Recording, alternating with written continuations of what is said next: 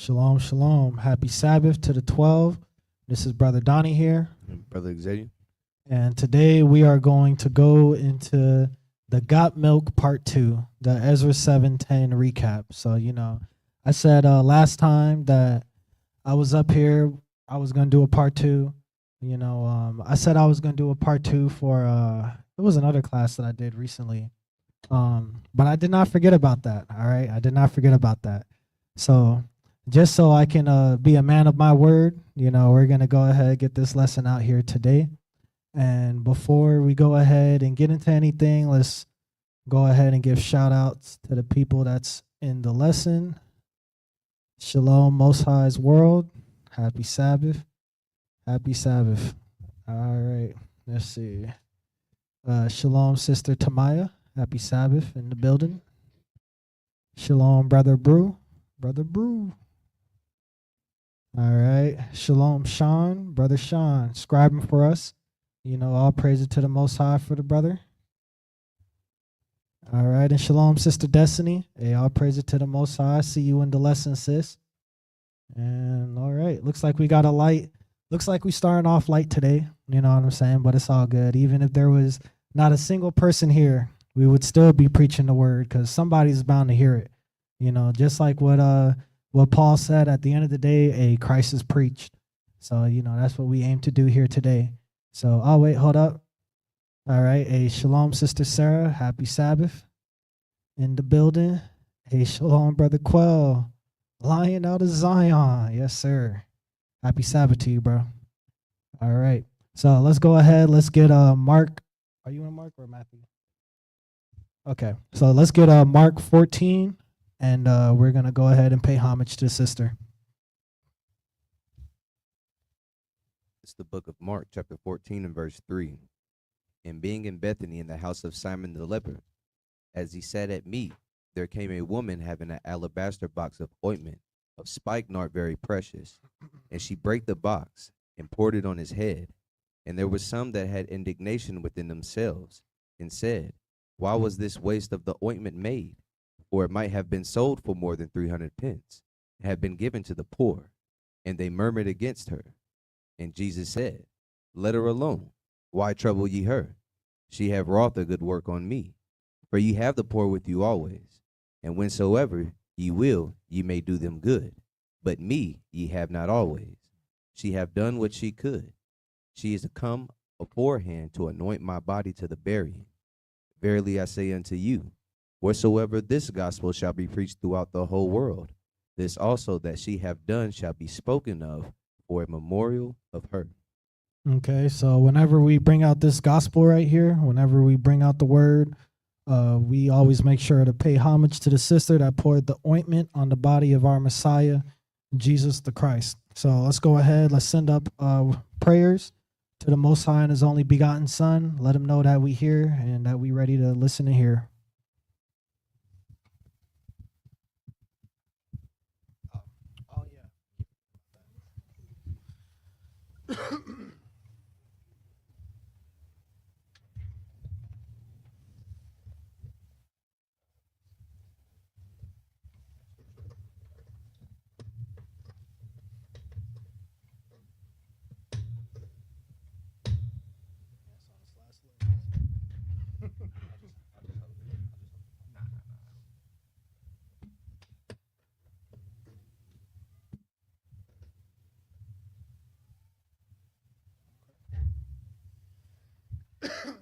All right. Israel, blow trumpets.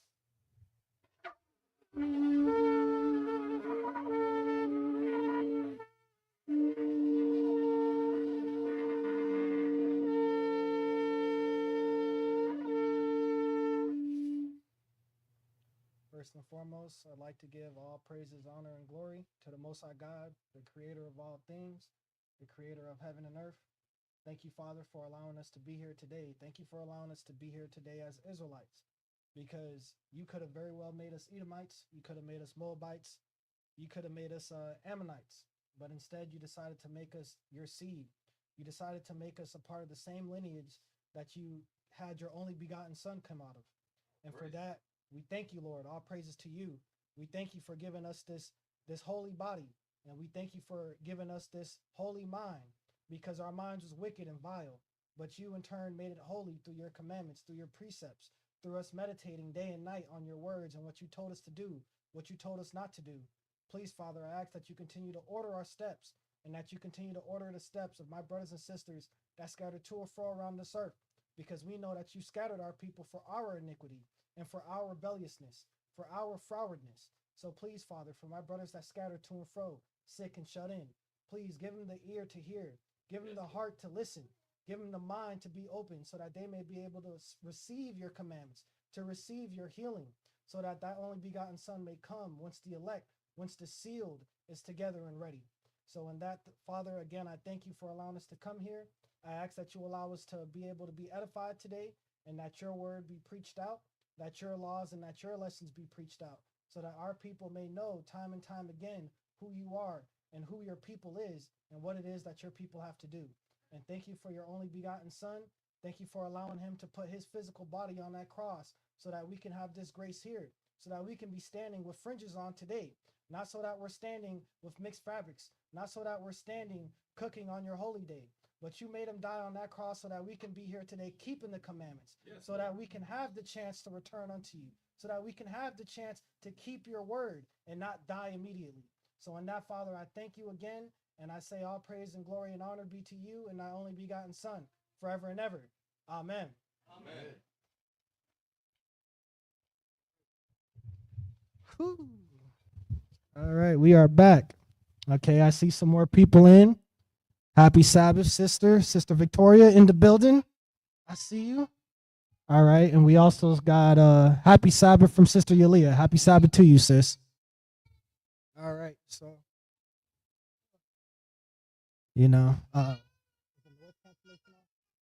okay, cool. If y'all end up hearing my daughter, I just want to apologize in advance. She heard cry aloud and spare not, and I'm telling you, she is not sparing a thing. So, we're gonna go ahead. We're gonna get into the first scripture today. We're gonna go to Colossians 2:8, because when we was here last week, I said part 2 was gonna be more on the holy days, more on the traditions, the culture that the Most High gave us. So before we really get into the holy days, the holidays that God gave us, because a lot of people don't even know that there's holidays in the Bible. Like Christmas, God did not tell us to celebrate Christmas. There is no scripture in the Bible that says on December 25th, you shall keep the feast of Christmas in remembrance of the birth of my son. There is no scripture out there that says that. There is no scripture out there that says, oh, in when is Thanksgiving? The 24th or 25th, 26th? You see, hey, we don't even remember, but hey, on the 24th day of November, you shall roast the turkey with fire and eat it and be glad. No, when you see Thanksgiving in the Bible, it's not talking about that Thanksgiving, right? It's talking about being grateful. Okay, so let's go ahead. Let's get that Colossians 2:8. Let's set up the foundation for today's third Thursday of November. Okay. Well, there you go. But yeah, let's get the foundation set up for this class. We're going to get Colossians 2:8. It's the book of Colossians chapter 2 and verse 8. Beware lest any man spoil you through philosophy and vain deceit, after the traditions of men. No, the tradition of God. The tradition of men. Read. After the rudiments of the world, and not after Christ. And not after who? After Christ. Dang, okay. So before we really get into these holy days, I want y'all to understand that anything that has been given to you outside of this Bible, and in fact, let's get Isaiah 8:20 before we dive even further, because I want y'all to understand that anything that was given to y'all that has came outside of the Bible, that has came through a man's own philosophy, right? That's why it says vain deceit, right? Because he's trying to deceive you, whether he knows it or not. Because again, if whatever you are keeping is outside of this Bible, just know you got to throw it away. Birthdays, there is no birthday in the Bible. We have not read Moses. When Moses turned 100 years old, he put a cone on his head with sparkles, and he had the confetti and a cake, and they ate the cake with gladness. You don't hear that. right? You don't hear Christ saying, when I pass away, make sure that you put a tree up and a star in remembrance of me. No, you don't read that, right? So anything that you are doing that's contrary to the word, just know it is a vain philosophy. It's a vain deceit. You have to throw it away. We can't say that we love God. We can't say that we love Christ, and we are not keeping the way of life that they design for their followers. It just doesn't happen, okay? Even if you want to disagree, the Israelites are the only people that's going to have salvation. Even if you want to disagree that, you still can't argue with the point that the whole purpose of the Most High in Christ is to show their people the proper way of life. So if you're going against that, you are not a follower of God and you are not a follower of Christ. So let's get that Isaiah 8 and 20 before we move forward. The book of Isaiah, chapter 8 and verse 20. To the law and to the testimony. Wait, hold on. Start over. To the law. To the what? To the law. Read. And to the testimony. Okay. If they speak not according to this word, it is because there is no light in them. No, it's because they just know the proper way. There is no light in them. No, there can still be good people that don't keep the commandments. Is no light in them. Okay. So just like, Brother Xavier explained for us, he just said there is no light in them, right? He read it straight off the book, right? Into our ears. So again, if you are keeping something that has no correlation to this Bible, if you are following something that God told you not to do, and that he specifically told you not to do, then you should stop doing it. Let's go to Leviticus 20 and verse 23.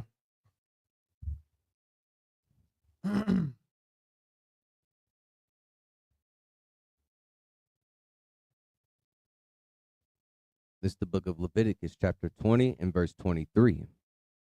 And ye shall not walk in the manners of the nation which I cast out before you. Why did God say this? For they committed all these things, and therefore I abhorred them. Okay, so he said they committed all these things, and therefore I abhorred them. Abhor means to hate deeply. All right, it's a different level of dislike. All right, it's not me saying like, man, dang, strawberry. Come on, Christina, why'd you got me a strawberry Nutri-Grain? I need blueberry. I hate strawberry. No, the Most High said he abhors them. It's deeper than that. I actually like strawberry, you know what I'm saying? It's just a good example. But the Most High says he abhorred them. Now he said because they committed all these things. What are the things that they committed? Read verse 22. Verse 22. Ye shall therefore keep all my statutes and all my judgments, and do them. And do what? And do them. Nah, just keep them in your heart. And do them. Just think about them while you listen to sad music and look at the ceiling. Do them. Read. That the land, whether I bring you to dwell therein, spew you not out. Okay. So, and that's why he said, for they committed all these things. Because guess what? These heathen, these other nations that were dwelling in the land of Canaan at the time, they weren't keeping the commandments. Guess what the Most High did? He spewed them out. How did he spew them out? By the Israelites. The Israelites came through, conquered them, and it was no more. Just like if you go to, I believe it's Deuteronomy 7, where Moses was telling our people, like, you're going to go and you're going to destroy the Hittites, the Hivites, the Canaanite. He's telling us all these nations that we're going to destroy. If you go through history, you will find that the people that lived in the land of Canaan were destroyed by a people called the Sea People, right? They said that there was people that came from the Mediterranean Sea and conquered and wiped out these nations. Well, we didn't come from the Mediterranean. We came from the Red Sea. So yes, we are the Sea People, and we did wipe them out. And you know why we wiped them out? Because they wasn't keeping the commandments. So why am I bringing this up to you? Because in verse 33, the Most High is telling us this so that we can call to remembrance, dang, yeah, the Most High did obliterate whole races of people that was not keeping the commandments. Dang, yeah, the only reason we're in this land right now is because a people that was here before us was evil and wicked and sinful, right? And guess what? The Most High did the same thing to us. That's why he said the land spew you not out. Because, hey, we are out of the land of Israel. I'm telling you right now, I know you see this Grand Canyon behind us, but me and Brother Xavier are not there. All right, I'm telling you right now, me and Brother Xavier, we are not right here. All right, it is cold, unfortunately. It is cold. But yeah, so I'm bringing this up, Colossians 2 and 8, Leviticus 20 and 23, to show you that if you are following something that's outside of the traditions that God gave us, you are in sin. Just understand that. You are in sin. You cannot say that you are in the truth and you just celebrated Thanksgiving. You cannot say that you are in the truth and you celebrated Christmas or you celebrated Valentine's Day. You know, you can't say that because you know why? Because God said, if you really will serve me, then you will not do these things. Let's get Leviticus, let's stay in 20 and let's get verse 7. Verse 7. Sanctify yourselves therefore, and be ye holy. Be ye what? Be ye holy, Okay. for I am the Lord your God. Notice how he said, for I am the Lord your God, right? That's why he said to be holy, because guess what? I, the Lord, is holy. I, the Lord, am not wicked. I, the Lord, is not going to be running around with a ghost costume on trying to scare y'all in October. I, the Lord, is not going to be wearing green in March, punching you in your arm because you don't have the color green on, saying, happy St. Patrick's Day or whatever they say, right? He's not doing that. That's why he says, sanctify yourselves, right? Cleanse yourselves and be ye holy, right? And why is he saying that? Give verse 8 for us. Verse 8. And ye shall keep my statutes and do them. And what? And do them. Again, he's saying do them. He's not saying, just keep them, hold them dear and near to your heart. He's saying, I need you to perform these commandments. I need you to actually be a servant. You cannot serve somebody and you are not doing what they requested, right?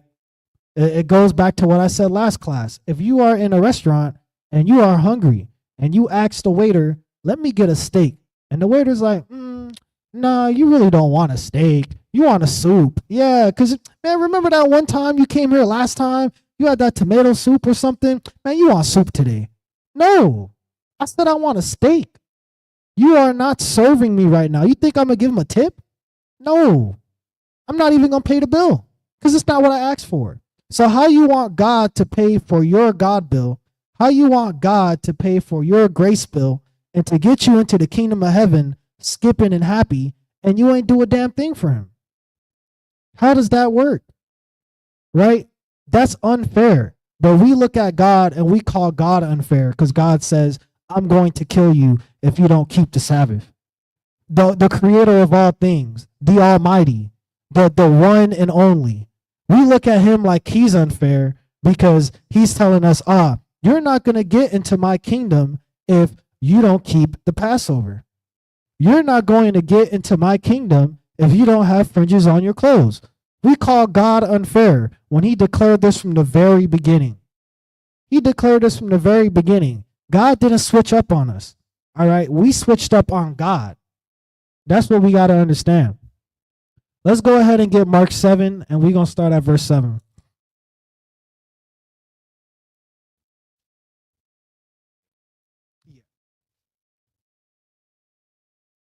The book of Mark, chapter 7 and verse 7. Well, actually, get verse 6. Verse 6. He answered and said unto them, well hath Isaiah prophesied of you, hypocrites. Okay, so you see, Christ is saying, well hath Isaiah prophesied unto you. Isaiah is Isaiah. Okay, that's just, how they said it around that time. Just like when you see Esdras and Ezra, they called Isaiah Isaias, right? And Christ said, well hath Isaiah prophesied about y'all. He said, man, he hit the nail on the head when it came to y'all.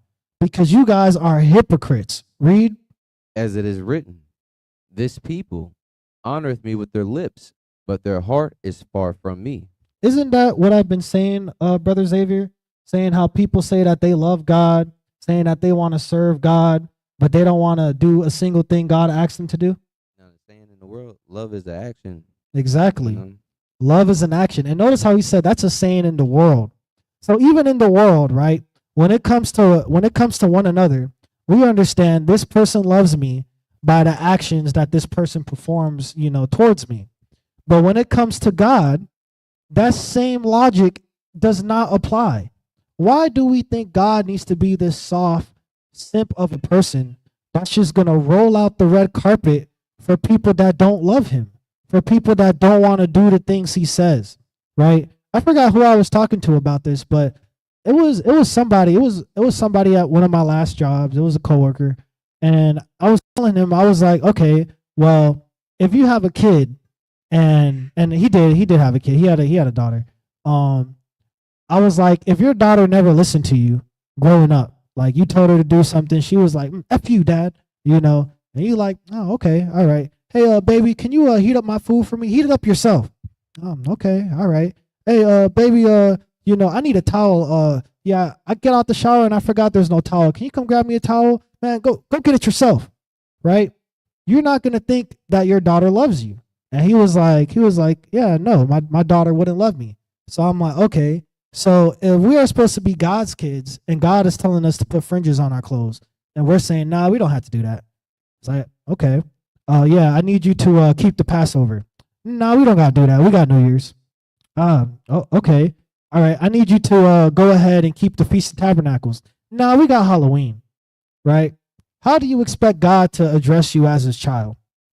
I'll tell you, he's going to address you as his child, but in the worst way. He's going to address you as his child, a child that's going to get his behind whooped, right? Whooped, okay? And he's not going to beat you on the sides like he told us to do. I'm telling you now, the Lord did not beat me on the sides. He did not beat me on the sides, man. Hey, he went ahead, he put on those UFC gloves. He didn't even put on boxing gloves. He put on those UFC gloves, and he gave me the Jacob treatment. You know what I'm saying? I had to survive 5 rounds with the Most High. All right, let's go ahead and let's get verse 7. Verse 7. Howbeit, in vain do they worship me, teaching for doctrines the commandments of men. No, they teach the doctrines of God. The commandments of men. It's not the commandments of Christ. Commandments of men. And you know what? Man, this is the red letters, isn't it? So that means, if we really do believe this book is real, that would mean that Christ is speaking right now.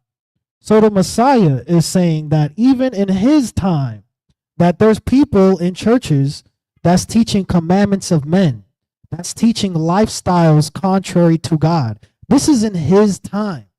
So if people was doing this in his time, what makes you think people are not still doing this now?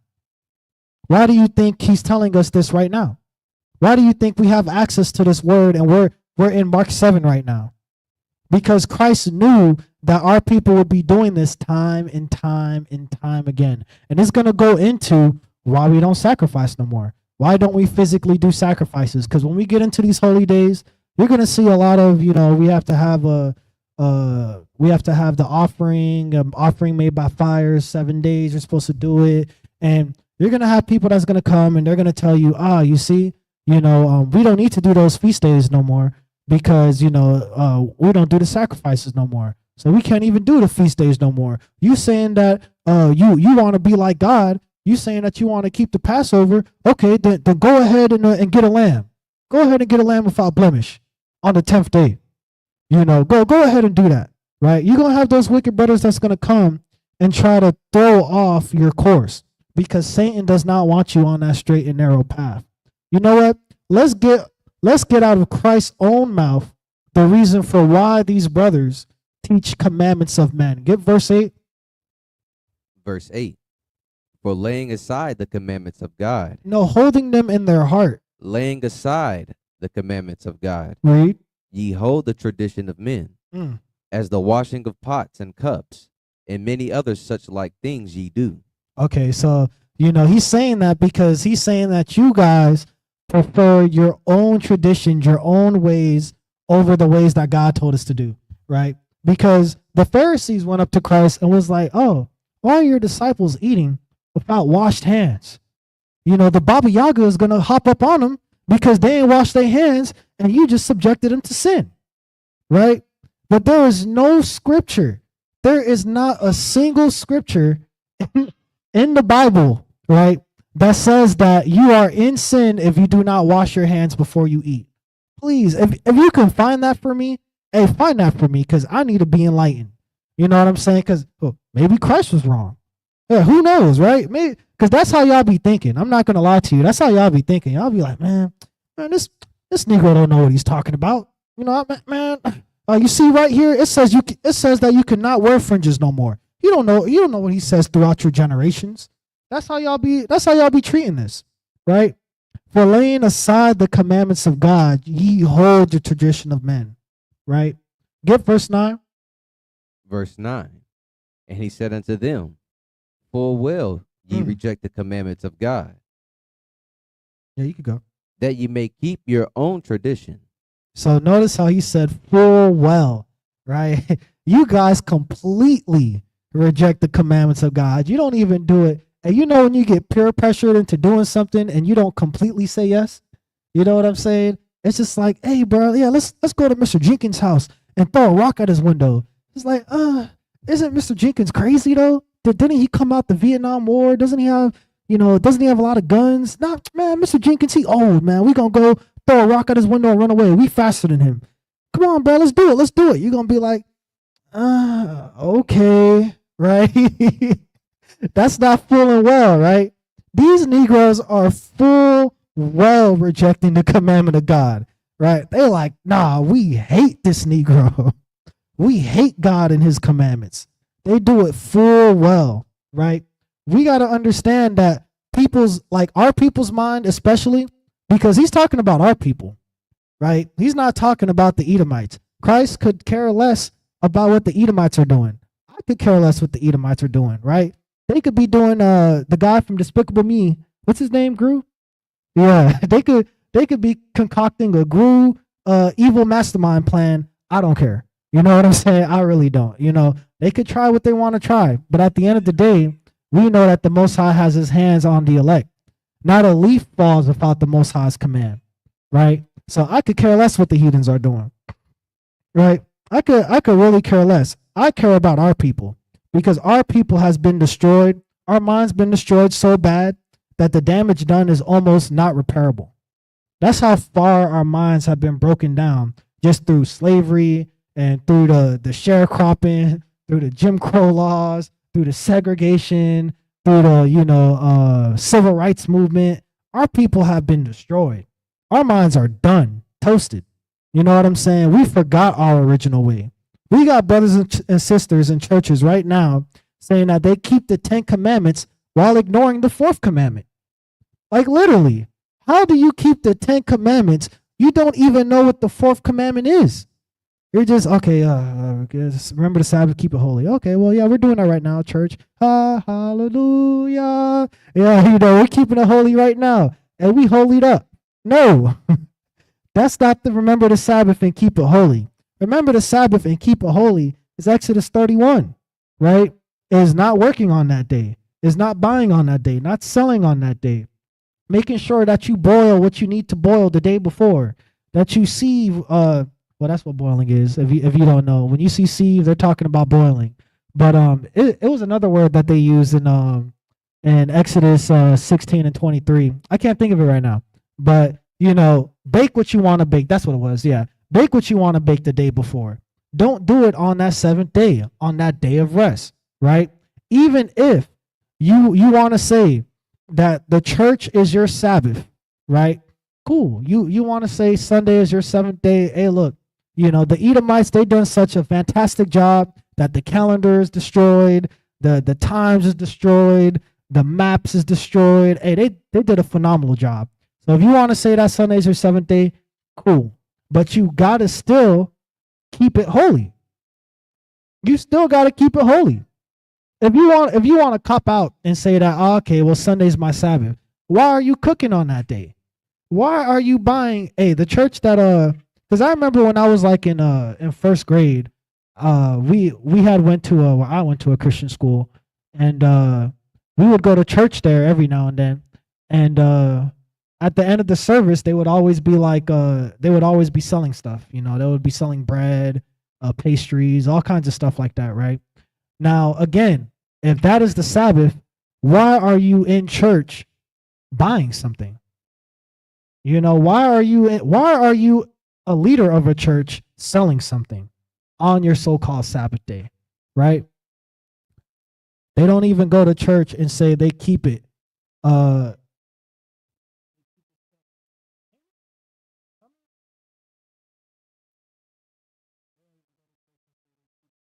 I mean, I don't know what that last word is, brother Brew. You got you gotta explain it to me. But I'm with you. I know where your mind is. I know where your mind is. Okay, there you go. You see, that's why I said I'm with you. You know, that's why. Hey, Set claiming like a mug for That's what I thought he was. for real. And yeah, they have catfish dinners. Yeah, I'm telling you, Man, that's crazy. and you know what's Right? even crazier? What's up? They use scriptures in this chapter for that because they'll go and use 19, verse 19, because it Mhm. entereth not in his heart, but into the belly it Yeah. goeth out. But they don't keep reading because, like you talking about, out of the heart, it says in verse 21, proceed evil thoughts and deceits, as it says in 22. So they sitting there deceiving themselves, not knowing the same scriptures they justify themselves doing all that stuff. A couple ones down is cutting them. Like, it's crazy. Hey, that's what they do to the John 3:16. Because in the beginning of John 3, Paul is literally saying that he's speaking to the Jews. Right? But we see whole world and we jump up out our clothes just like, whoo, the heathen, yes. You know, the people that's living amazing right now. Yes, they get to live even better. Yes. Man, what a fair God. You know what I'm saying? What a fair God. Yeah, our people is crazy. That's why we got to go over this right now. Because again, our minds are destroyed as a people, right? We got brothers and sisters eating turkey in remembrance of the day the Edomites killed and cooked our Native American brothers. They killed them and cooked them and ate them. They dressed them like a turkey. If y'all seen that Thanksgiving horror movie, that's the only Thanksgiving I like to see. I ain't gonna lie to you. I'll watch it again. But they they had one of them cooked like a turkey on the table. That's what they was really doing to them. They really was like, and this is why, right? These Edomites, when they came over here, the natives have knowledge on medicines and cures that for diseases that the Edomites never experienced because they're living on a whole different side of the world. So they couldn't just come and kill them and take their land because look, we dying. We sick, we dying. Little George lost his foot. You know what I'm saying? Oh, man, what's a heathen name? Alexander lost his hand. You know what I'm saying? John over there is struggling with gout. You know, even though John's really a Hebrew brother, but the Edomites, they like to bite our drip. You know, they like to bite our drip. But at the end of the day, these Edomites, they were like, we need to learn everything that we can from these people. We need to learn the medicines that they got. We need to learn how to survive here. And once we do, we can just kill them. And that's exactly what they did.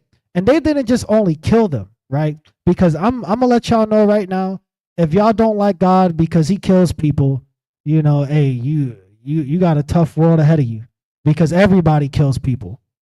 Okay? It's been going on throughout history. People have been getting conquered throughout history. Just because you hear God said he's going to conquer people, oh, he's bad. You have no problem with Trump conquering the Gulf of Mexico, but you don't have a problem with God conquering the world. Man, step aside. You know what I'm saying? Step aside because you in the way, right? We don't need brothers that's celebrating Thanksgiving because I don't care what your reasoning is. I don't care if you're saying, oh, bro, it's just to be thankful, man. It's bigger than that. Well, if I was a full-blooded Native American, right? And I was at your table, and would you tell me to come to your Thanksgiving dinner? No, right? Because you understand it's wrong. But because the Edomites damn near wiped them out, you don't see no Native Americans around. So you don't have no problems keeping Thanksgiving. But I guarantee you, if there was as much Native Americans as Negroes, you guys would not be as happy and joyful keeping this holiday, right? We got to understand how destroyed our minds are. We got, no, you got some? No, you go. Like you saying, you got so destroyed. They took in our own principalities and made them wicked. Like you look at all them holidays, it's core values and principalities that the Most High tries to teach us. Thanksgiving, like you said, we're supposed to be thankful every day, right? Not just one day throughout the whole year. Father's Day and Mother's Day, you're supposed to honor your father and mother every day, not just one day throughout the whole year, right? So when you look at all these holidays, I want to say holidays because I'm so used to saying it. Holidays, they took in our own principalities and turned it into something wicked, and it's just so crazy. And then we just follow along with it. But then whenever we come with the same principalities in a different manner, like we're talking about bringing the servant Most High, give it to the right way, you reject it. When we're saying the same things, but it's just the right way to go about it. Hey, and that's why in 2 Corinthians 10, it says we war not after the flesh, right? But after principalities, because that's an excellent example that Brother Xavier gave. Like, they take our principalities and they make it wicked, and they make the principality a focus for one day. When really these principalities we're supposed to focus on them every day. Honor thy father and mother, what he just said. That's the 5th commandment, right? We're supposed to do that every day, just like Brother Xavier said. But they go ahead and just for this one day, we gotta, so you don't, and they try to make you evil when you don't keep Father's Day. You know, my aunt, I'm gonna put her on blast, you know what I'm saying? I would go ahead and put her on blast. It was like my first year in the truth, my first or second year in the truth. And man, I'm not gonna lie to you. You know, my family was not rocking with me. And I got a text. It was Mother's Day. I got a text, and you know, my mama was butthurt at the time too. You know, she didn't understand. But I was just like, yeah, no, like I'm not doing this no more. Like the 5th commandment is honor thy father and mother. And my aunt, you know, she came, she was trying to rebuke me. She was pulling out scriptures. You know what I'm saying? She was pulling out scriptures on me, and I was reading them. She was just like, if you claim that you love God with your new religion, then God says that you have to honor your mother and father. I was like, you know what? You are absolutely right. God did say to honor my mother and father, and I'm honoring them by keeping the commandments of the Most High. Because hey, guess what? If I make it to the pearly gates, hey, that's an honor. I raised a prophet. I raised one of the elect, right? Regardless if he's 144 or not. I raised one of the chosen, right? That's an honor. I'm honoring them doing that. I'm honoring my mother and father by not doing the vain traditions of these wicked men. I'm honoring them because when I honor God, I honor my family. You know why? Because the second greatest commandment is love thy brother as thyself. So God said to love your people like you love yourself. So hey, guess what? When I'm keeping these commandments, when I'm making sure that I'm not putting a knife to Brother Xavier's heart, when I'm making sure that, you know, I'm not stealing from Brother Xavier, when I'm making sure I'm not hopping in his car and taking his car on a joyride, he don't know, I crash it, and I walk out the car and I'm like, hey, bro, was that your car down on Broadway? Right? I'm honoring my family by keeping the commandments because, hey, these commandments were set in place for a reason. These commandments teach us how to deal with one another, right? We can't have our brothers and sisters lighting fireworks in remembrance of a day that our slave masters received independence from another tribe of their own people. It's crazy, right? Not only was we forced to help them, because think about it. Why do you think the Americans won? They had Negroes. Like, what are you talking about? They had all the Negroes. So no wonder they won, because they had us on that battlefield. And guess what? You think after we was done helping them on that battlefield that we was, you know, eating baby back ribs and we was lighting fireworks with them? No. They know what the true Independence Day is too. That's why they made that movie with Will Smith. They know what's gonna happen. Man, real talk, yeah. Because hey, them chariots, when them chariots return, them chariots gonna come through, and the real Jews is gonna come through, and we're gonna be like, it's over.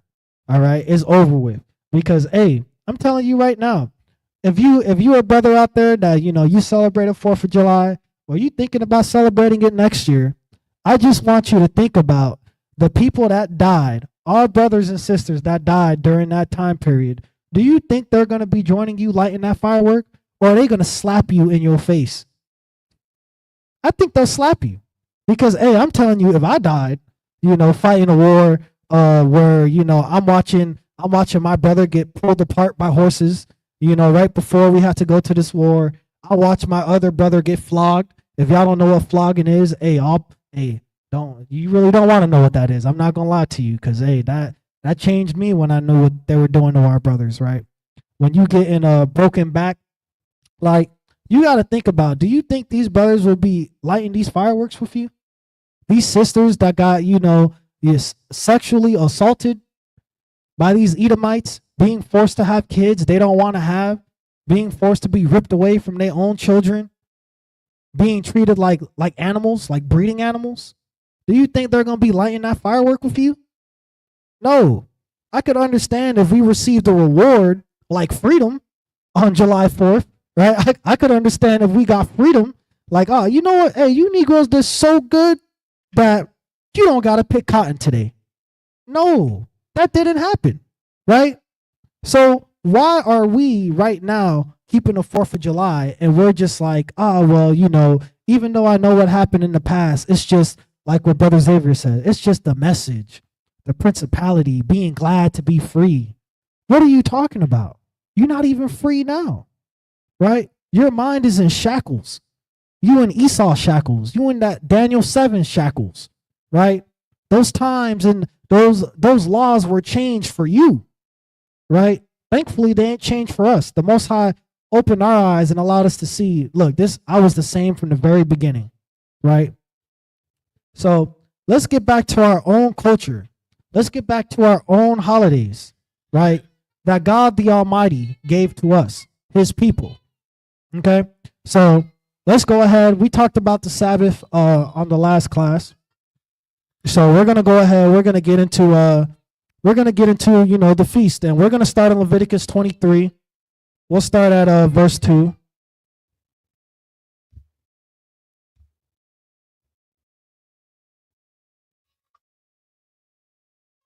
The book of Leviticus, chapter 23, and verse 2. Speak unto the children of Israel, and say unto them, concerning the feast of the Lord, which ye shall proclaim to be holy convocations, even these are my feasts. Okay, so just know that all the feasts that we're about to read about in Leviticus 23, they are all supposed to be holy convocations, right? You could go ahead. You could get verse 3. Verse 3. 6 days shall work be done, but the 7th day is the Sabbath of rest, a holy convocation. Ye shall do no work therein. It is the Sabbath of the Lord in all of your dwellings. So like I said, we're not going to dive deep into the Sabbath on this one because we did the last class. But just know, 6 days shall work be done. The 7th day, you are not supposed to rest. It's not that you have the option to, it's not like you have the option to rest. You are required in every sense of the word to not work. Okay. And we also, if you don't know, we're not supposed to cook. Okay. We're not supposed to buy or sell. All right. So we're gonna move on from the Sabbath, and we're gonna get verse 4. Verse 4. These are the feasts of the Lord, even holy convocations, which ye shall proclaim in their seasons. Okay, so just know in their seasons. So that also lets us know that these feasts take place in a specific season. They take place in a specific time. So you can't, just like how the Sabbath, technically the Sabbath has its own season. That season is the 7th day. It might not be fall, but that span of time is on the 7th day, right? These other feasts, they happen on actual seasons, right? We have Feast of Tabernacles. That happens around fall. We have Passover. That happens around spring, right? We have dedication, which is not in Leviticus 23, but we're going to touch on that. That happens around winter, unfortunately, So we got these feasts that are supposed to be kept in their own appointed time. All right. So let's go ahead and get Romans 7 and 7 and 12, because, he said these feasts, right, are supposed to be holy convocations, right? And I want y'all to understand moving forward that the only thing holy is the word of God. The only thing holy is the commandments. It's the book of Romans, chapter 7 and verse 12. Wherefore, the law is holy, and the commandment holy. And what is holy? The commandment holy. The commandment. Interesting. Read. And just and good. Was then that which is good made death unto me? You good right there. So yeah, I just wanted to show y'all that at the end of the day, the only thing holy, the only thing just, the only thing good is the commandments, right? That's why the scripture says there is none good but God, because God created the commandments. The commandments is God's own philosophy on what's right or wrong. And guess what? When God has a philosophy, it's a fact. It is a fact. Okay? So that's God's own understanding of what's right and wrong in this world. And because God created all of us, because he created the concept of right and wrong, naturally, he would be the only one that's good, right? So we have to understand that when we see the word holy in the scriptures, we got to understand that it's in accordance to the laws. You are not having a holy convocation if you are gathering with people not in the truth on these Sabbath days. That's not a holy convocation. You're convocating in a sense, but I even think in the definition of convocation, it says holy. Hold on, let me see. Okay, no, it just says a large formal assembly, but you can have a formal assembly of people and it not be holy. You know why? Because if you're having a large formal assembly of people on the Sabbath day and you guys are at the strip club, well, hey, that is not a holy convocation. That is a wicked convocation. If you guys are at Passover at the strip club, that is a wicked convocation. Okay? If you guys are at the casino at the Sabbath, that is a wicked convocation. If you guys are man, there's so many things that our people do. If you're at the liquor store, we all see the brothers that hang out at the liquor store, outside, they just be standing convocated. They be there first day in the morning. And if you're doing that on the Sabbath and you're not amongst brothers with fringes on talking about the commandments, that's not a holy convocation. All right. And yes, hey, like what Brother Sean said, unfortunately in the winter is that Feast of Dedication Day. I love Feast of Dedication, one of my favorite holy days, but man, yeah, they'll never live that down at the club. Yeah, I'm telling you, at the club is wild. I ain't even gonna lie to you. At the club is crazy. Okay, so let's go back to Leviticus 23, and we're gonna get verse 5. We're gonna get into the first holy day outside of the Sabbath. Book of Leviticus, chapter 23 and verse 5. In the 14th day of the first month, at even, is the Lord's Passover. Okay, so in the 14th day of the first month, at even. Okay, so he even gives us the specific time. At even, right? At the going down of the sun, right? So when we see the sun going down, oh wait, guess what? It's evening time. All right. So let's go ahead and let's roast that lamb. Let's get that lamb roasted. You know what I'm saying? Let's go ahead and let's have a good time. Okay. Let's get you could get verse 6 too. Verse 6. And on the 15th day of the same month is the feast of unleavened bread unto the Lord. 7 days ye must eat unleavened bread. Okay, so if you guys don't know what unleavened bread is, I did not know what unleavened bread was when I first came into the truth. When I first seen it, I was like, I ain't gonna lie, this looks kind of nasty. But I ate it. I'm glad I did, because hey, it was fire. It changed my life. But if you don't know what unleavened bread is, it's bread that has not been proved. When you prove dough, you allow the yeast to rise. All right, unleavened bread, the bread has no yeast.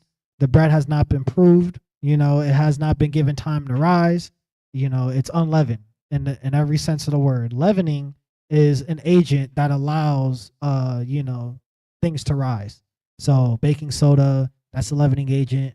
Yeast, that's a leavening agent. There's a lot of leavening agents that we really don't know. You have to look them up. I'm telling you, if you're keeping your first Feast of Unleavened Bread, if you see something that you do not know, look it up. Look it up, because I'm telling you, this world is evil. They will find all kinds of ways to put things that we're not supposed to have, in everything, really. So let's get verse 7 as well. Verse 7. In the first day ye shall have a holy convocation. Ye shall do no servile work therein. Okay, so in the first day, right, it shall be a holy convocation. So the first day of the Feast of Unleavened Bread, which starts at the 15th day at even, right? That's our holy convocation. We're supposed to gather in accordance to the laws, right? And we're also not supposed to work. Let's get Exodus 12, because I'm saying Passover, I'm saying Feast of Unleavened Bread. You guys are seeing it here, but you're probably like, what the hell is he talking about? I'm seeing Passover, I'm seeing unleavened bread. Why does that matter? Right? Hey, I was like that too. I was just like, Passover, unleavened bread. I mean, I heard of Passover before. I'm pretty sure most of us have. But I was just like, unleavened bread? What is that? Right? So get Exodus 12 and verse 5. It's the book of Exodus, chapter 12 and verse 5. Your lamb shall be without blemish, a male of the first year. You shall take it out from the sheep or from the goats. Okay, so right there, the lamb that we are going to roast with the fire, it has to be a lamb without blemish, right? Now, I know there's some of y'all right there, right now are just like, ah, dang, okay, so when Passover comes, I need to make sure this lamb had no blemish. Unfortunately, we do not live on our land. We do not live on land that we own at the moment. So, if we did have land that we own, and if we was raising, lamb, which would have been dope, hey, you better do that. You know what I'm saying? That definitely applies to you. But if you like Tobit, you in captivity, you got to do the best that you can do. You know what I'm saying? Because, hey, Tobit still made sure to bury his brother, right? Even though he was in captivity. He knew that there was things that he couldn't do, but Tobit served the Most High with all his heart, all his mind, and all his soul. That's what that looks like, right?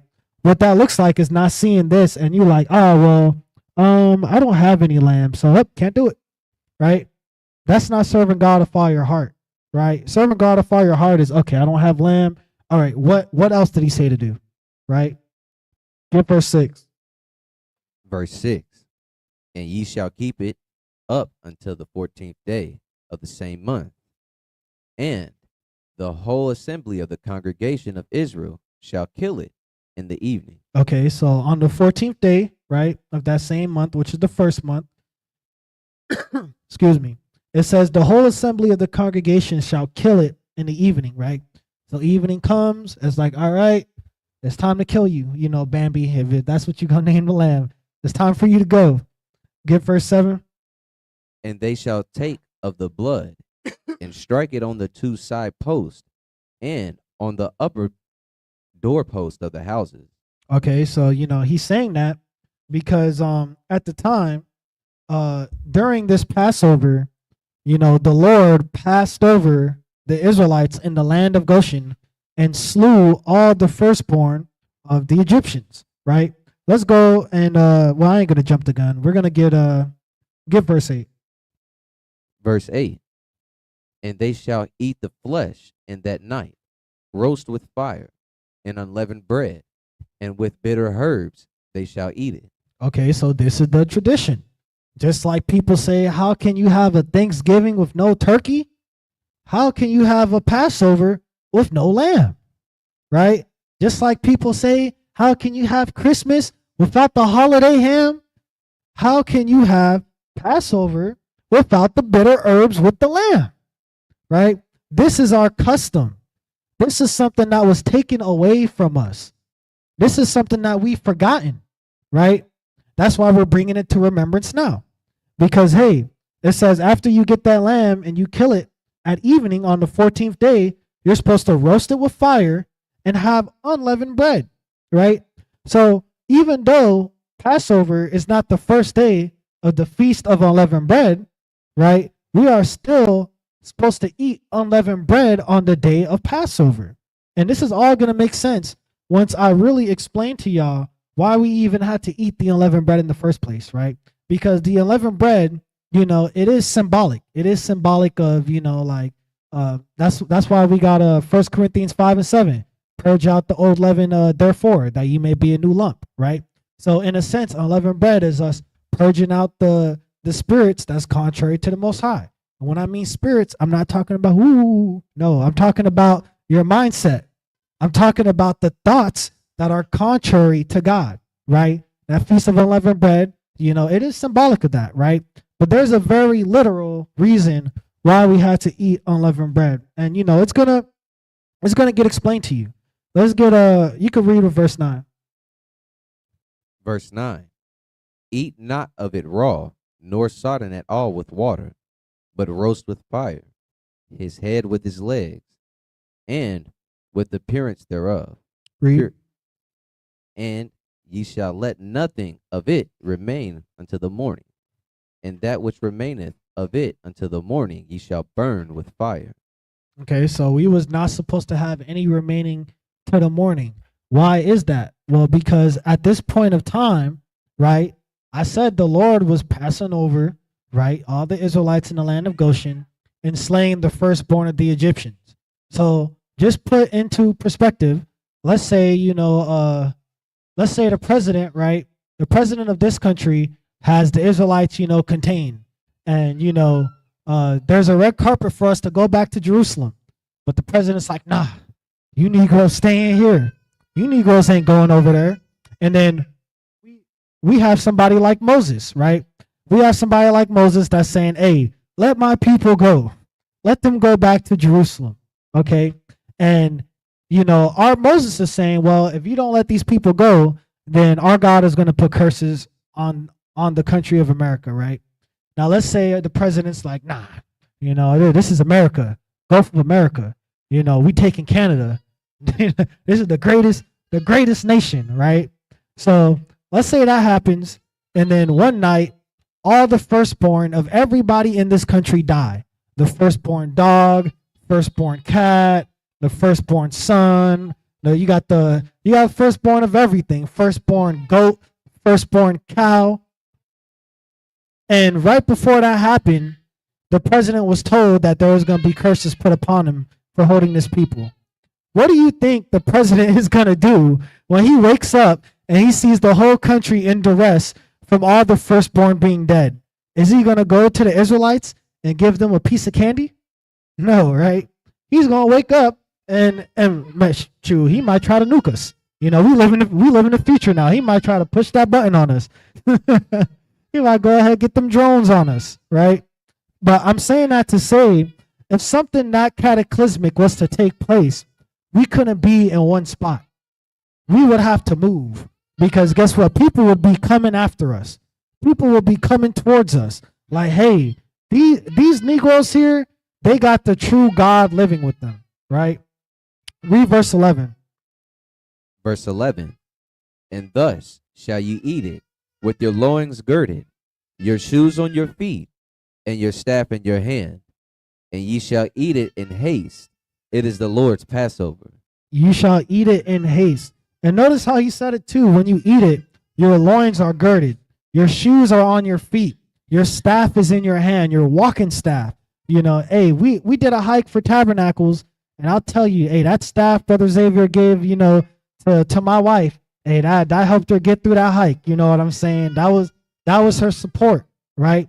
So think about it. He's saying make sure your shoes are on your feet. Make sure your loins are girded. Don't get caught with your pants down. You know what I'm saying? Make sure you got your staff in your hand. Because after you eat this, you have to leave. Eat it in haste. He didn't say just sit down. He didn't say to do that, right? He said eat it with haste. Because I'm about to do what? Read verse 12. Verse 12. For I will pass through the land of Egypt this night, and will smite all the firstborn. Nah, some. All the firstborn. Nah, not all of them. Will smite all the firstborn. Read. In the land of Egypt, both man and beast, and against all the gods of Egypt I will execute judgment. I am the Lord. Okay, so and when we also see all the gods of Egypt, let's not get mystical. Let's not get the chakras and the crystals, right? He's just talking about the lords of Egypt, right? Yeah, these nations, they may have had gods, quote unquote, but there's a reason why we have the living God, right? Because our God is the only God that is alive. Kali, Ra, Sobek, they not real. Okay, there is not an alligator with an axe, that is walking on two legs that's gonna drag you to the Nile River, right? That's not a real person. There is not a bird man with pecs, that can beam light at you. That he's not real. All right, these are not real gods. Okay, that's why he said he will execute judgment on them because they are doing things contrary to him. They are doing things contrary to the way of life that he had set out. So let's go ahead and get we'll get verse 15. More so talking on the Feast of Unleavened Bread. Verse 15. 7 days shall ye eat unleavened bread.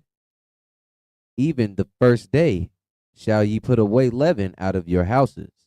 For whosoever eateth leavened bread from the first day until the 7th day, that soul shall be cut off from Israel. Okay, so 7 days. We have this feast of unleavened bread for 7 days. Passover is that one day at even, right? The following day we have unleavened bread. That takes place for 7 days. And it says, even the first day ye shall put away leaven out of your houses, right? For whosoever eateth leaven from the first day until the 7th day will be cut off from his people. And notice how he said will be cut off from Israel. So, I'm just thinking about this.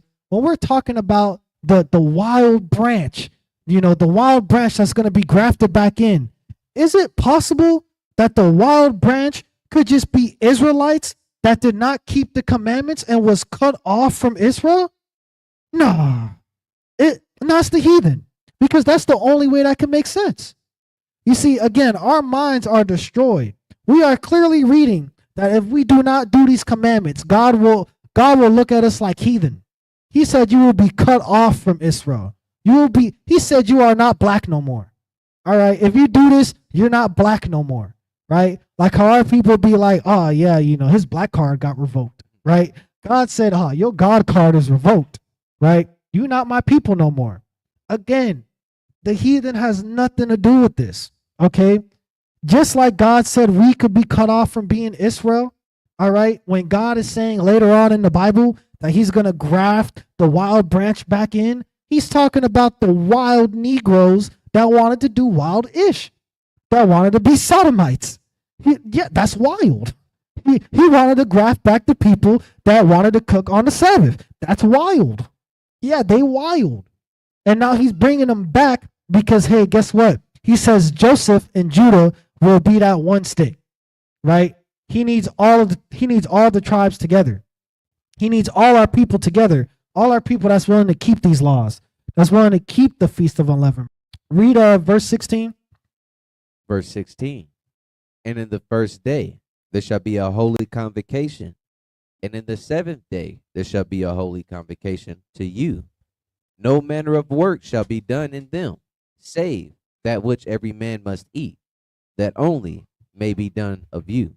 Okay, so in the first day we got the holy convocation.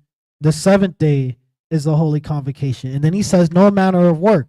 So that means, hey, it's treated like a Sabbath. It's treated like a 7th-day Sabbath, with the only caveat being that we can cook. Because when he says that no manner of work shall be done, save that which every man must eat, he's not talking about the work it takes for you to put the fork to your mouth. No, he's talking about the work it takes to prepare and make the food.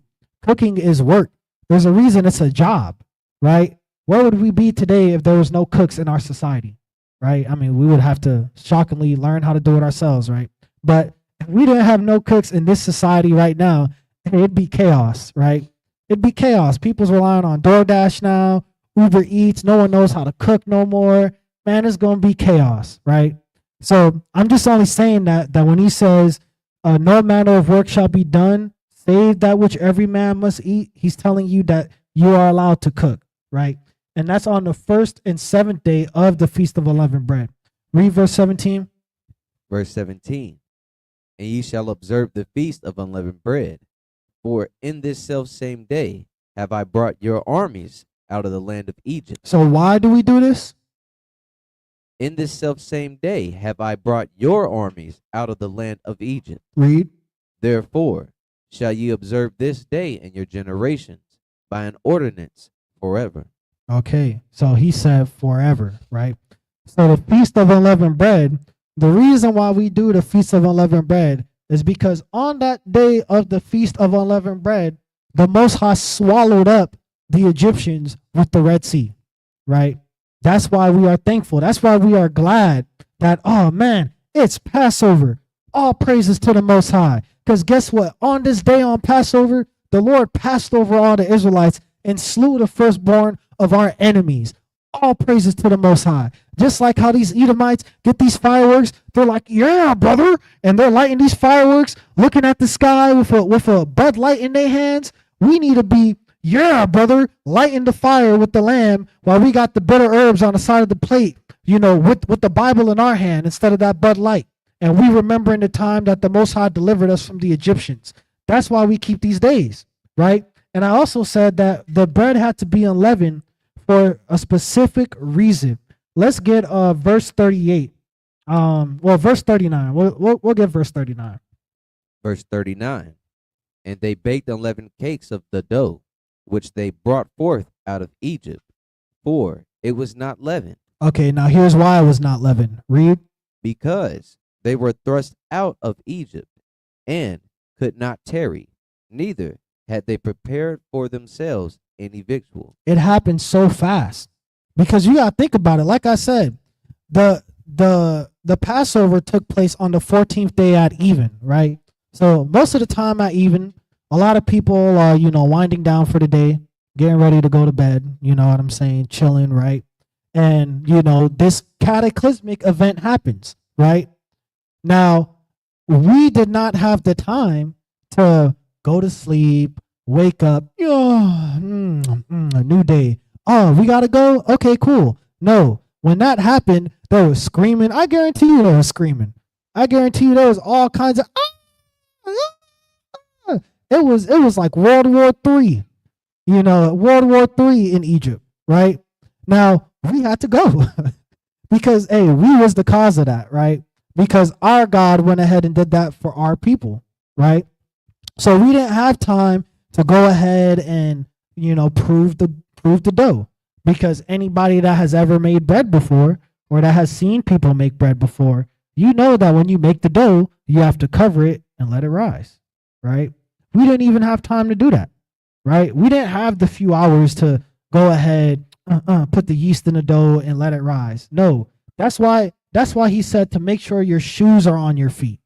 Make sure your loins are girded, right? Again, hey, don't get caught with your pants down, all right? Make sure your staff is in your hand, right? Because you're going to have to go in haste. That's why he said eat it in haste, right? Because we were still on a mission, right? We still had things that needed to be carried out. So when we read in verse 39, because they were thrust out of Egypt and could not tarry, that is why we have to eat the unleavened bread, because we didn't have time to make proper bread. Again, the span this whole thing took place was like hours, right? Because it happened at even on the 12th day, and then on the 15th day, the Most High delivered us from the Egyptians, right?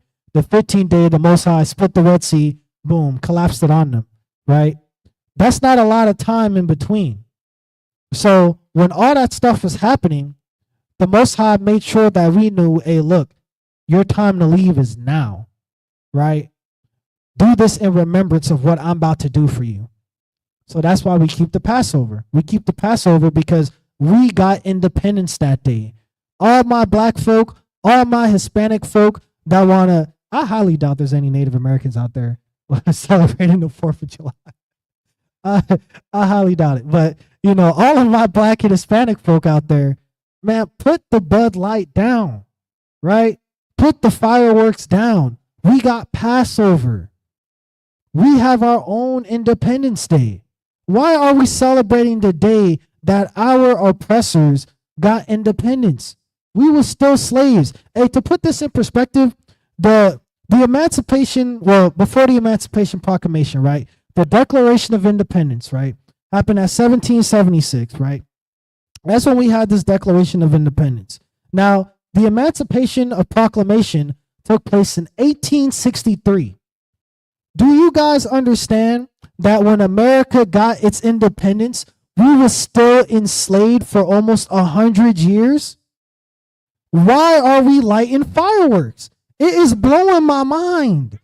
They used us to win the war. I guarantee you they would not have won the war if they didn't have the militia of Negroes that they had. They won the war because of us, and they didn't give us oh, man, here's that peach. You can eat that peach now. I'm not going to whip you for eating that peach on the ground. No, he wasn't like, oh, here's this watermelon right here. Hey, I want you to eat this watermelon. No, they looked at us. They said, whew, all right, Negroes, get back to picking cotton. Right? Mind you, the Declaration of Independence was 1776.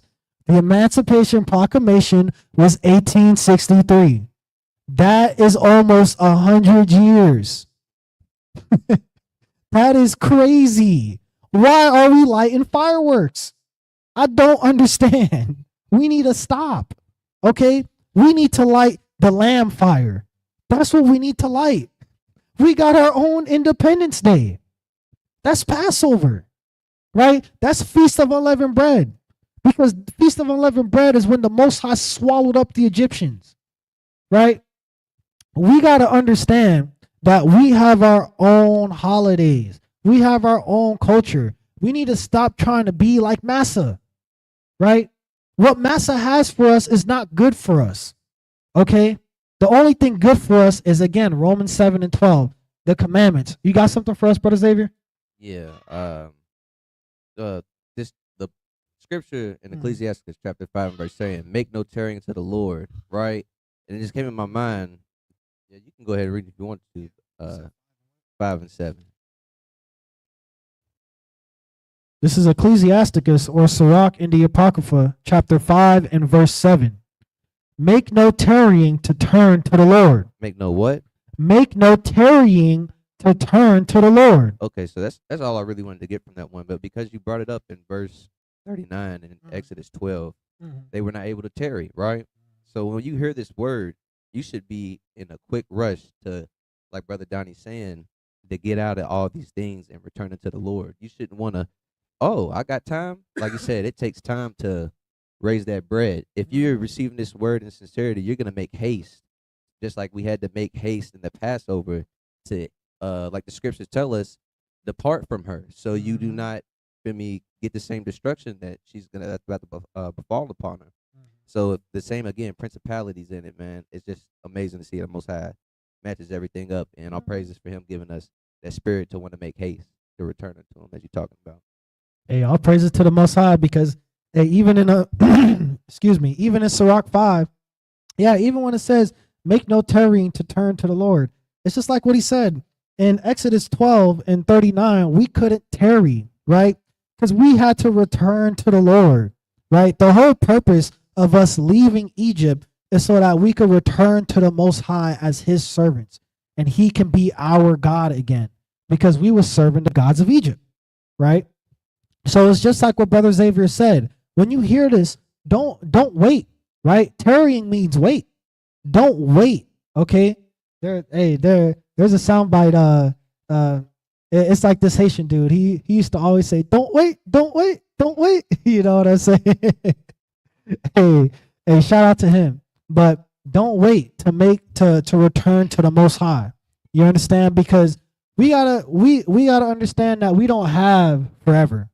God has forever, right? So how long? Like, let me put it like this: God can wait forever, right? Our bodies can't keep up that long, right? So God can sit and wait for us to get right until the very, very last second. And it's not going to put one number on God's age. He's going to be okay.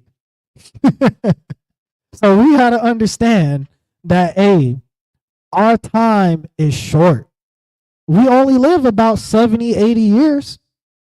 We don't got the time span of Adam, of Moses. You know, we're like, especially Moses. My man was old in wars, right? We don't have that same vitality, right? So we especially cannot tarry. That's a good scripture. And we're gonna go ahead. We're gonna talk into we're gonna get into Pentecost, you know. And when we get into Pentecost, we're also gonna get into the sacrifices, because like I said, it's inevitable, you know. In a lot of these feast days, there are sacrifices that were required for us to keep. Those sacrifices are the law. Yes, 100%. You know, are those sacrifices a part of the law? Are those sacrifices a part of the holy day? Yes, 100%. But we are going to understand in this lesson how we sacrifice now. Okay. But before we get into that, we're going to get into Pentecost. You know, I just know that when we get into Pentecost, it might confuse some people. So we're going to touch on sacrifices after that. So let's get Leviticus 23, and we'll start at verse 10. It's the book of Leviticus, chapter 23, and verse 10.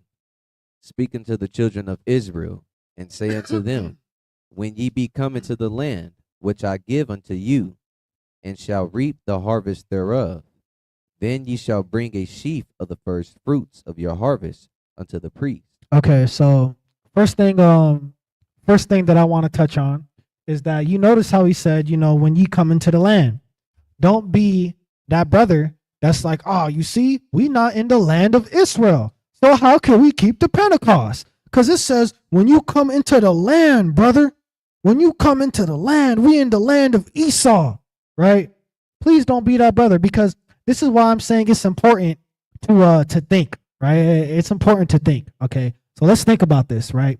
In Passover and Feast of Unleavened Bread, we was on the run, right? Okay, so what happened after the Most High collapsed the Red Sea on the Egyptians? Did we spontaneously teleport to the land of Israel? Did we spontaneously open our eyes and the Most High did Thanos with the reality stone, snapped his fingers and turned the forest and the wilderness into Israel? No, right? We was wandering in the wilderness, right?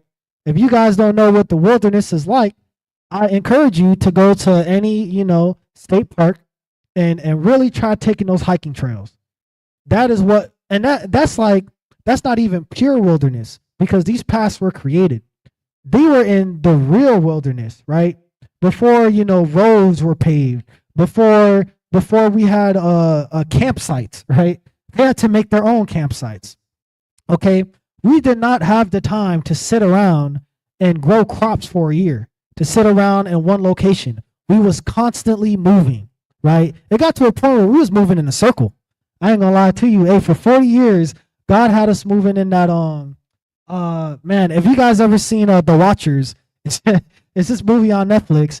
They're in this forest, and the moment you get into this forest, right, you immediately, the way that you originally came always changes. So whenever you try to go back, the path will always change, and you will be in a circle, you know, essentially forever until you die, right? So that's what the Most High did to us. The Most High had us wandering in that wilderness, constantly moving, setting up the tabernacle, putting the tabernacle down. Do you think we had time to really tend to the land that we were on and plant these crops? No. So that's why when Moses said, when you come into the land that the Lord will give unto you, because now you will have the time, you will have the luxury to sit around and grow whatever it is that you want to grow. You might want a vineyard. You might want a pumpkin patch. You know, you might want a strawberry patch, a blueberry patch. Well, now you got the time to do that. And when you do that, these are the laws concerning that. Read verse 11. Verse 11. And he shall wave the sheaf before the Lord to be accepted for you. On the morrow after the Sabbath, the priest shall wave it. Excuse me. So yeah. So it says, so again in verse 10, it says that when you come into the land, you will bring a sheaf of your first fruits. The sheaf of the first fruits is in its its name, the first fruits of the land, right? So things start to bloom, things start to grow during the spring, right? So we know that around the springtime, when we get the first fruits of our harvest, we're not supposed to eat that harvest. We're supposed to give that harvest, that first harvest to the Lord as a sheaf offering. So, that the priest can go ahead and present it as a wave offering on that Sunday after the Sabbath. Let's get verse 14. Verse 14. And ye shall eat neither bread, nor parched corn, nor green ears, until the selfsame day that ye have brought an offering unto your God. It shall be a statute forever throughout your generations, in all your dwellings. Okay, so now we see that he's saying, okay, so you're not going to eat neither bread or parched corn, until you have brought that offering to God. So until you gave your first fruits to God, you are not supposed to eat anything of that initial harvest until you pay God his taxes, right? I was talking with our elder. He said that God is like a mafia boss, right? God is like, I need my 10%, right? He needs it. And you know what? God deserves that 10% because we don't deserve to be alive today. We don't deserve to be alive as Israelites today. We don't deserve to be alive at the end when our king comes back, right? But if we make it all the way to that end, hey, God deserves more than this offering. Why do you think Solomon, did the massive offering that he did, right? All those oxen, all those cattle, and Solomon walked to this mountain, right? He walked to the highest mountain at his area with all these oxen, all these cattle. He walked with them all the way up to this mountain. And I'm telling you, if you never climbed a hill, man, that's going to destroy you. I'm telling you right now, Brother Xavier had us on this trail at Tabernacles, and I'm not going to lie to you, that hill was steep. And I was holding Judith. I was holding Judith on my front. I was just like, oh man, am I gonna make it to this peak? Now Solomon is doing this with a whole slew of offerings, right? Because he understood, for God, anything is worth it, right? Anything. Okay. So let's go and give verse 15. Verse 15. And ye shall count unto you from the morrow after the Sabbath, from the day that ye brought the sheaf of the wave offering, 7 Sabbaths shall be complete. Read. Even unto the morrow after the 7 Sabbaths shall ye number 50 days, and ye shall offer a new meat offering unto the Lord. Okay, so he's letting you know that on that first harvest that you get, right? When you present it to the Lord on the morrow after that Sabbath, now you are going to count 7 Sabbaths starting on that Sunday. You're going to count 7 Sabbaths, right? And then you are going to count the morrow after that Sabbath as the 50th day, excuse me.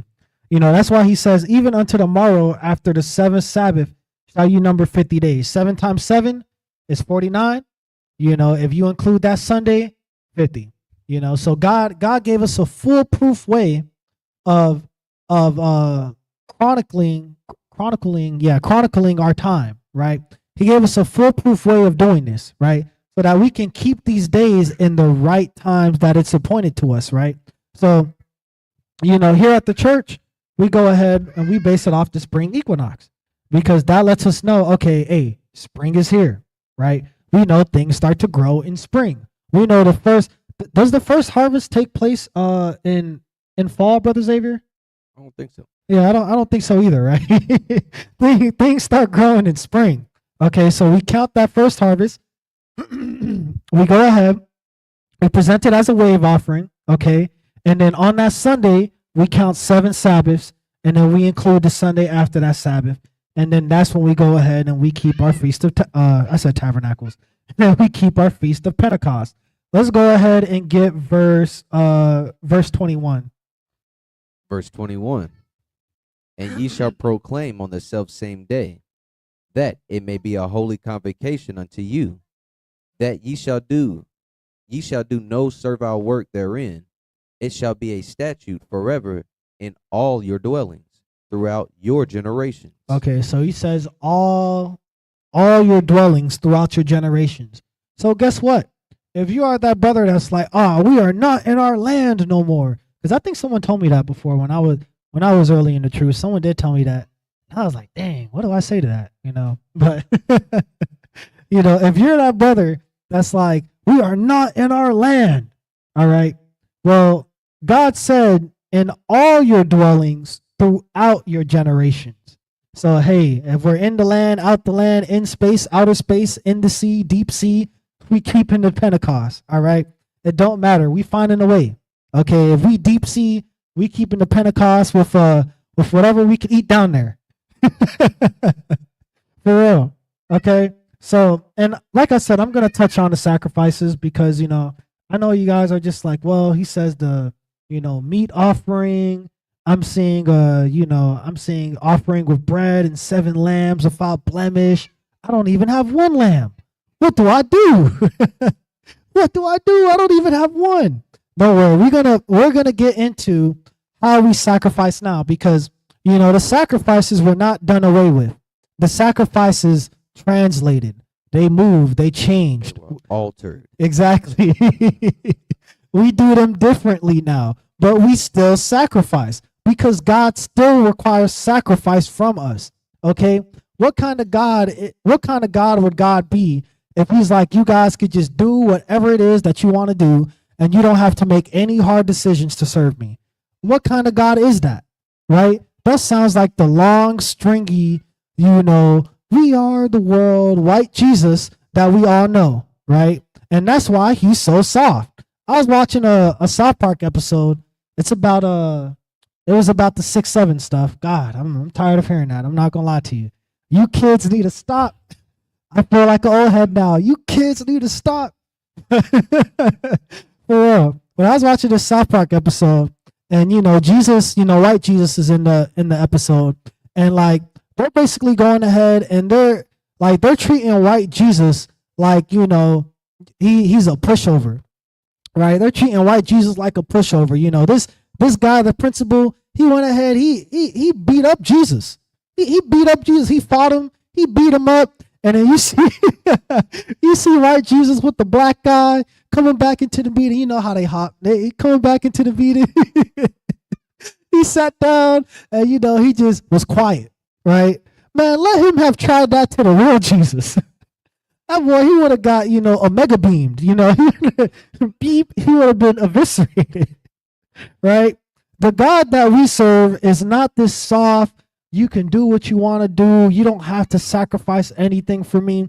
When we get married in the world, the contract is till death do us part.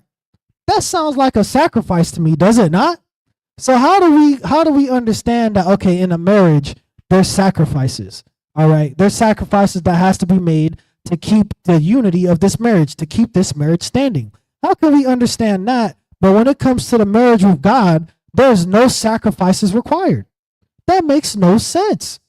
When we made that covenant in Horeb, Moses said, hey, do you swear to keep all these commandments that the Lord your God gave you today? And we all said as a people, we do, right? So we signed that contract right there. So how could we have signed the contract and then we go ahead and we fornicate with different gods? We go to the white man. The white man's our God now. Oh, yay, Mr. White Man. I love you so much, right? We fornicate with the white man, but then we try to come back to God. And we try to say that we in the truth. And we try to say that we Christians, right? But we keeping Christmas. That's not in the book about Christ. He ain't say that. Right?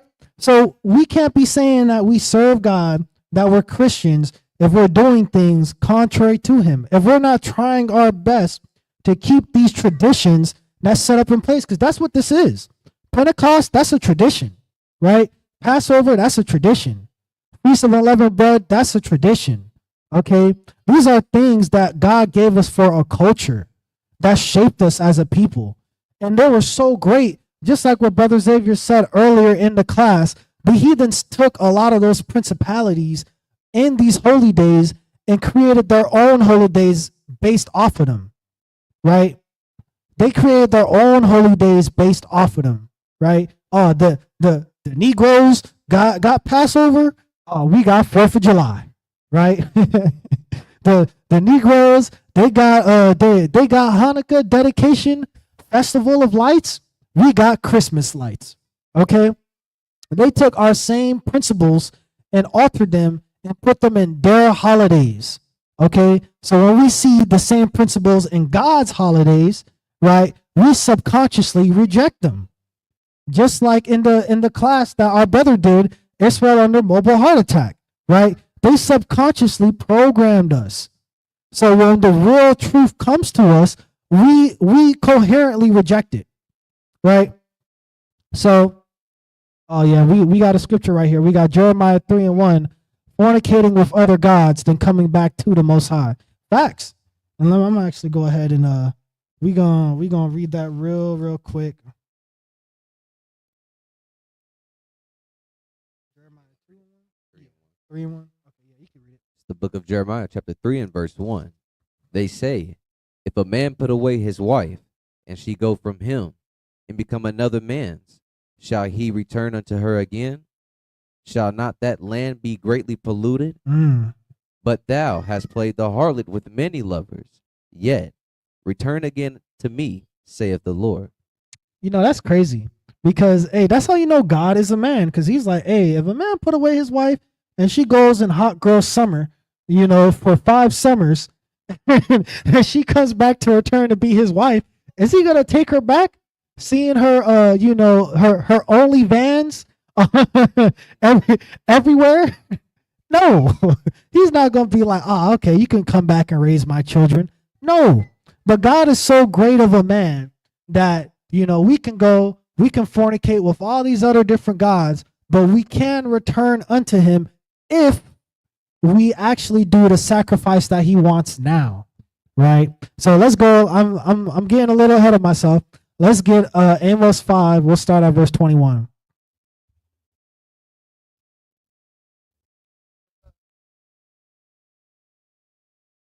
It's the book of Amos, chapter 5 and verse 21. I despise your feast days, and I will not smell in your solemn assemblies. Okay. So, you know, again, somebody could come, they could be like, oh, you see, he said he hates your solemn assemblies. He hates your feast days. Man, you going to hell for keeping the Passover, brother.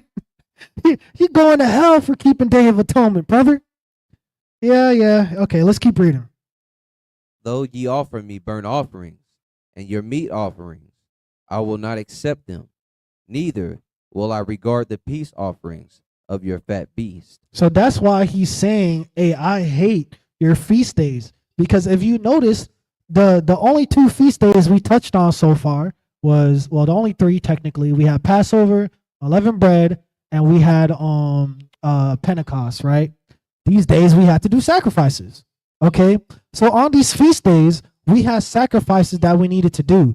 That's why the Most High said, man, I hate your feast days, because I'm tired of smelling your wicked sacrifices that you putting on this altar. I'm tired of smelling this crippled and lame ox that you put on this altar, because you ain't want to give me your best ox.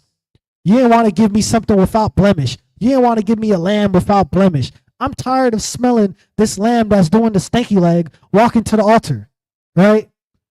I'm tired of it. That's why he's saying, I'm tired of your feast days, because he's tired of the sacrifices that was being made during those days. What am I talking about? Let's go to Psalms 40 and verse 6.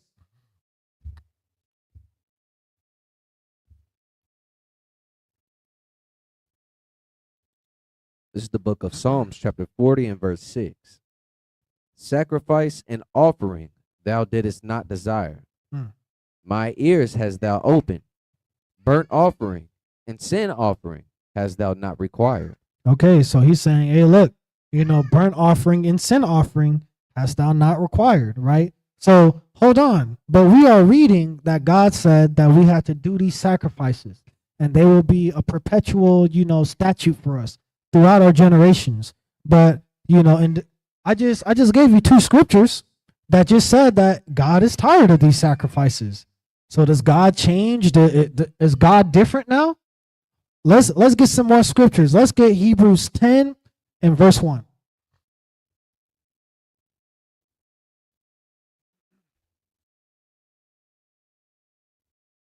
This is the book of Hebrews, chapter 10 and verse 1.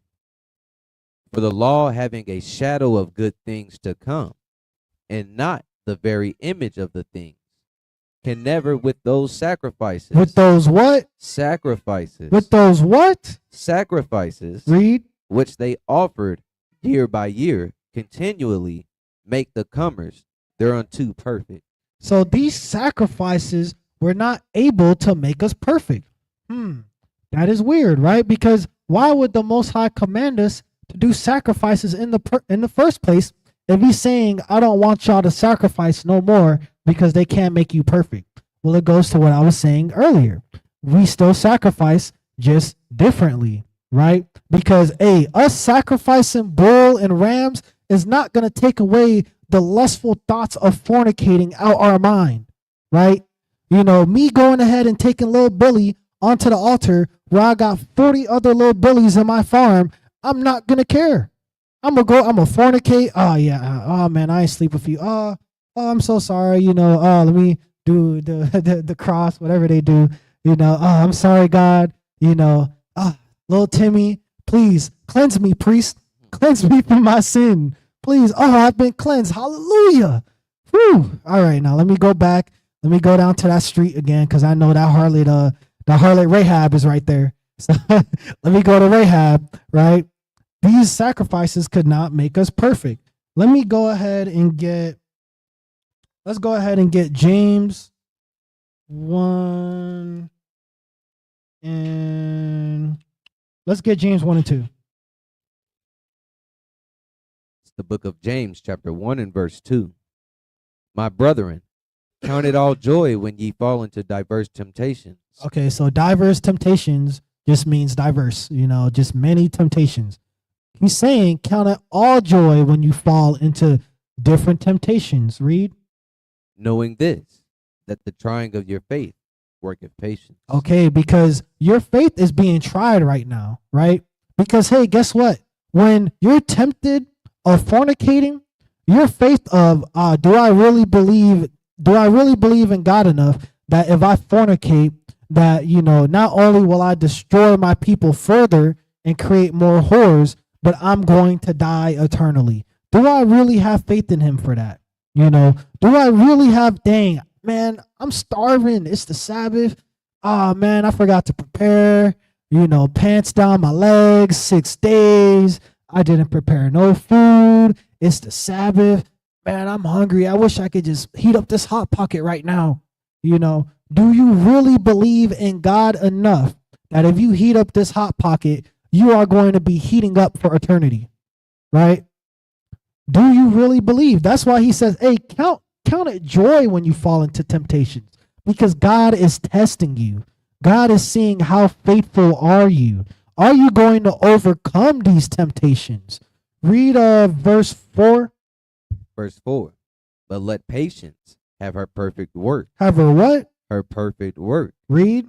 That ye may be perfect and entire, wanting nothing. Okay, so let patience have her perfect work, okay? Because guess what? If you're going ahead and you're like, you know, it's the Sabbath, man, I want to eat, you know, I'm so hungry, I'm about to die. You know, you pulling the Esau, I'm about to die. If I don't eat right now, I'm gonna die, right? But hey, let patience have her perfect work, because guess what? When you are patient, when you are patiently being tried, when your faith is being tried and you're staying patient, you're not folding, as we say, you know, you're not giving up, because that's what that patience is for, so you can endure, right? Let patience have her perfect work, because guess what? He that endureth to the end, the same shall be saved, right? So the trying of your faith will increase your patience. Your increase in patience will allow you to be perfect, because you will overcome and abstain from the things that are contrary to God. And guess what? You are perfect now, because now you are a fixed human. God fixed you, okay? That's why you are perfect. David was fixed. Okay, David went ahead, he committed adultery and then murder. But guess what? God fixed him because the trying of his faith worketh that patience, right? David understood, dang, I went ahead and I not only slept with somebody's wife, but I got this brother killed, right? I got this brother killed. I did him dirty. Okay. Now, the Most High gave David grace, and that's why the scriptures say the Lord will have mercy on whom he will have mercy.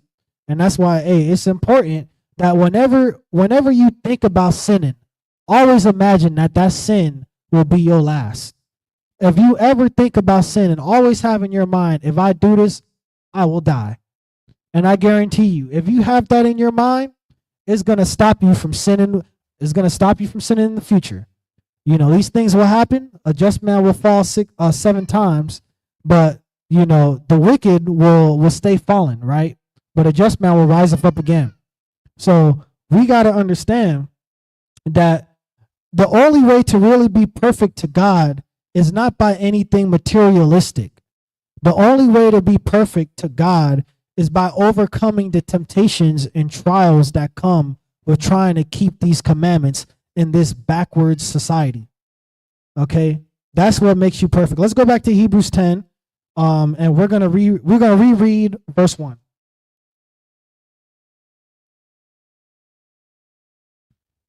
It's the book of Hebrews, chapter 10, and verse 1. For the law, having a shadow of good things to come, and not of the very image of the things, can never with those sacrifices which they offered year by year continually make the comers thereunto perfect. You know why those sacrifices couldn't make them perfect? Because those sacrifices was not testing their patience. It was not trying their faith. Because I guarantee you, if we as a nation only had one lamb, if we just had one lamb and we had no food, we was like Cubans right now in Cuba, right? We barely had any food. I guarantee you, if we had to sacrifice that lamb because of our sin, it would be a bigger issue, because we'd be like, damn, that was our food. That was our only source of survival for the month, right? We had an abundance when we was in the land of Israel. So those sacrifices couldn't make us perfect, because those sacrifices was not enough to fully have us grasp and understand what it means to repent, to change. We was not converted when we did this, right? We did not turn unto righteousness when we made these sacrifices. How am I just saying this out my keister, right? Am I just speaking BS? Let's get verse 2. Verse 2. For then would they not have ceased to be offered? Okay, so if these sacrifices allowed our brothers and sisters to stop sinning, wouldn't people have stopped sacrificing? So, like what I said, these sacrifices that we were doing were not changing our mindset. Our mindset was still the same. Just because, and again, we were so wicked that we stopped giving God the best of our sacrifices. Even when we had to do these physical sacrifices, we stopped giving him our best. And then bad enough, we have people like Eli's sons, not to put the brother out there, but we have people like Eli's sons going ahead and taking out of the Lord's portion for the sacrifice. So this sacrificial system that was set up in place was not a perfect system, because these sacrifices would have stopped being offering. Read. Verse 3. Because that the worshipers, once purged, should have had no more conscience of sin. Okay, so these guys that got their sins purged, their consciousness should have been changed. Their mindset should have been changed, right? They should have been converted, like that Psalms 19:7. The law is perfect, converting the soul, right? Their soul was not converted. That's why it says that if the worshipers once purged should have had no more conscience of sins. They should have been converted. Read verse 3. But in those sacrifices, there is a remembrance again made of sins every year. Read. For it is not possible that the blood of bulls and of goats should take away sins. Okay, God is saying that the blood of these bulls and goats, right? It is impossible for their blood to cleanse us of our sins, because you know the only way we can stop sinning is, again, if we change how we think. That is the only way we can stop sinning, right? Is the blood of a bull, like, let's think about this right now, okay? Let's say that we love eating chocolate chip ice cream, right? We love chocolate chip ice cream, right? Let's say that's a sin, okay? Let's say it's a sin to eat chocolate chip ice cream, okay? But we just love this chocolate chip ice cream and we can't stop eating it. Do you think the blood of a different creature is going to change your mindset to where you can go ahead and be like, man, that chocolate chip ice cream is gross? No. Unless they're getting slaughtered on top of a tub of chocolate chip ice cream, you're gonna go back to that chocolate chip ice cream, aren't you? So that's why he is saying it is impossible for the blood of these bulls and goats to take away your sins, because you guys are actively not trying to change your mind. The reason we were doing these sacrifices was so God could have us understand that when we sin, something had to die, right? That's why we did these sacrifices, because with sins, you need blood. Blood is needed for the remission of sins. Why you think Christ put his blood, his perfect blood, on the line, so that we could have this grace that lasts for so long, so we can have time to actually change how we think, right? Because again, only blood can cleanse sins. Our people were so wicked and so evil, we had so much that the blood of 1, 2, 3, 5, 10, 20 goats was not going to be enough to change our mindset. You understand? Shalom, brother Kenny. Hey, happy Sabbath to you, bro. Good to see you in the building. I also I know Judah Monster was in here. Where are you at? Oh, brother, do it. Hey, shalom, happy Sabbath to you. And I know I seen you here, Judah Monster. I just want you to know that I seen you. You know, I seen you. You know, and shalom to you. All praises. But like, okay, there you go. Hey, shalom. Yeah, like I said, I'm trying to get better at reading these comments, you know, so just bear with me. But like I said, you know, it is impossible for the way that we were sacrificing originally to be able to change our mindset. Read verse 8. Verse 8. Actually, read verse 7. Verse 7. Then said I, Lo, I come. In the volume of the book it is written of me, to do thy will. To do what? To do thy will. To do what? To do thy will. Okay. O God. Okay, read. Above, when he said, sacrifice and offering and burnt offerings and offering for a sin, thou wouldest not, neither hadst pleasure therein, which are offered by the law. Which are offered by the law. Again, in Pentecost, we have sacrifices that we need to do, right? We have to sacrifice. Excuse me. In Tabernacles, we had to sacrifice. Every day we had a burnt offering, okay? Every day we had a burnt offering, and there was a fire that couldn't go out for this burnt offering continually throughout the day, every day, okay? So it is said that these sacrifices, the Most High did not have pleasure in, even though they were offered in accordance to the law, right? In accordance to the law. But again, we have a different way of sacrificing now, because guess what? You know, I'm not going to get too into it, because if I do, we'll have another 3-hour class. But the reason that we do our sacrifices differently now is because I'm about to show you through scripture, if we sacrifice the way that God is telling us to right here, that we will be different people. We will be better people. And we got a question from Brother Brew. Brother Brew. Is that to examine ourselves? Hey, when you do the real sacrifice that God is telling you to do, the first thing that you are actually required to do is to examine yourself. So, hey, you are right, Brother Brew, because that is going into the next scripture I'm going to get for us. Let's go and get Psalms 51 and verse 17. Because, hey, Brother Brew, I'm going to leave that up right there. Brother Brew said, is that to examine ourselves? That's a good question. That is a good question. All the way from the land of the bruvs and crumpets. Hey.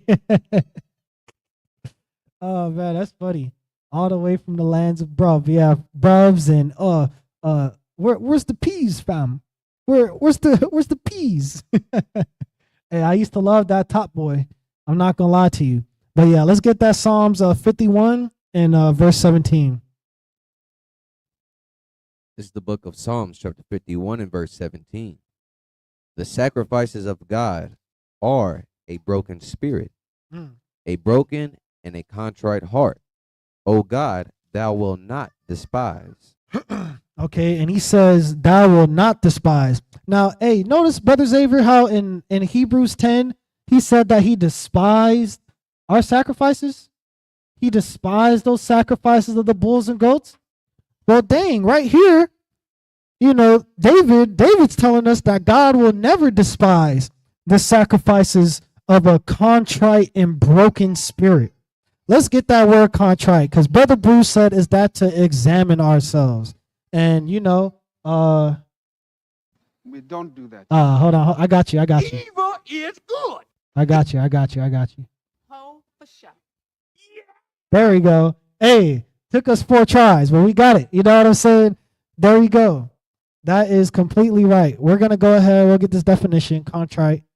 Okay, let's go. And I'll show y'all what it means to be contrite.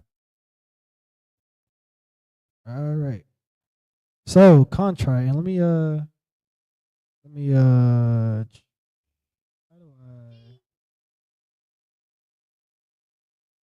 I got to do it old school. Bear with me. All right. So, contrite. All right. So it says feeling or expressing remorse or penitence affected by guilt. Hey, so guess what? If you are a person that don't examine yourself, how can you ever feel guilt? How can you ever feel guilt? If I go ahead and, Brother Xavier just got some new shoes and I'm going and I'm walking past him. I step on the shoes and I push him and I keep moving. I ain't think nothing of it. Am I going to feel guilty? No. But if I stepped on his shoes and pushed him and I think about like, oh, damn, didn't he just get those?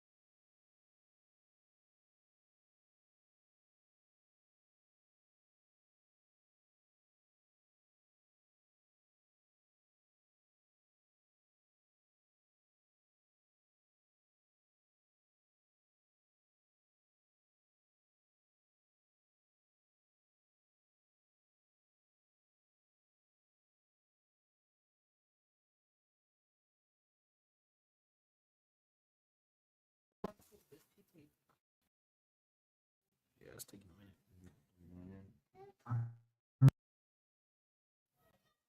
In chat, if you can hear us, put 1 in the chat.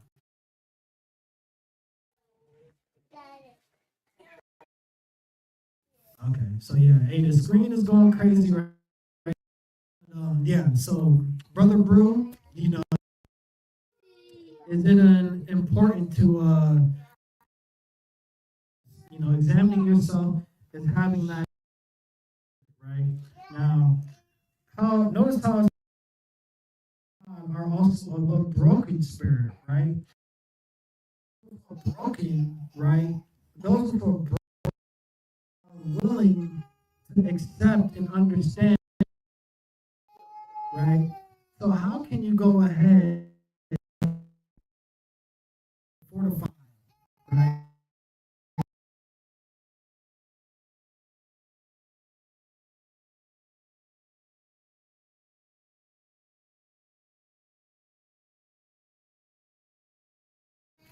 It's been doing.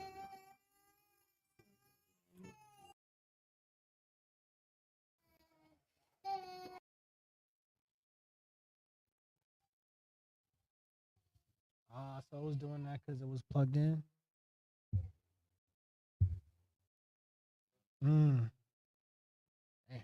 All right, y'all. Y'all gonna have to bear with us. You know what I'm saying? We having technical difficulties. You know, Satan never sleep, just like God never sleeps. So we are going to try our best to still get this lesson going. Okay. So, like I said, when your mind has been broken, when your mind has been, torn down, you are willing to accept any new pieces to build your house back up. Okay. So that's why you have to understand what's truly right, which is keeping the laws, and hold the regret for living contrary to those laws that was given to you, right? That's why broken and contrite. You have to have a broken mind. Your understanding is destroyed. Everything I thought was right was wrong. And you also have to feel guilty for going against God for as long as you've had. These new Christians that come and think everything is all kumbaya, and they never have an ounce of remorse for anything that they've done, right, towards God, that's not a contrite spirit. All right. A contrite spirit is somebody that's willing to understand and accept the wrong that they done and feel hurt and guilty by it. Like, dang, I really hurt this person. How can I change it? Because if you have a contrite spirit, you will then have the spirit of wanting to repair, of wanting to reprimand, because that's why it says broken. If you have something broken, you naturally want it fixed, right? So that's why it goes into Matthew 9. How can the physician be there for those who say they're not sick? Okay, this is what this is going into. You have to understand that you've been living wrong, and you have to understand that everything that you've known up until this point is shattered. Okay, just like that car crash I talked about last week. Okay, we got hit with that car crash, which is the truth. We have to learn how to walk again. Okay, so no, it's all good. I'm telling you, this happens when it's charged, when it's not charged.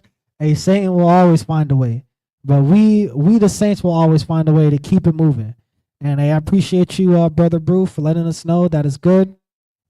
Lord's will, it stays that way. So yeah, the sacrifices of God is of a broken spirit, right? Let's get Romans 12, and we'll read verse 1.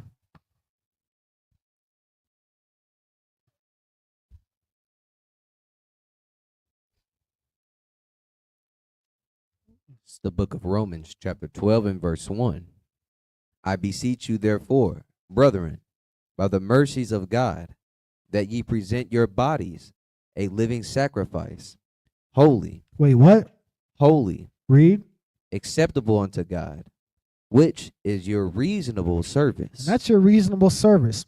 Now notice too how it says present your bodies as a living sacrifice.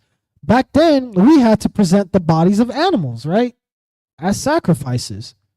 God is telling us now, present your own body to the altar. I'm tired of these bulls and rams. Present your own body, right? What does that mean? Hey, if I struggle with cooking on the Sabbath, I have to cut that part of my body off.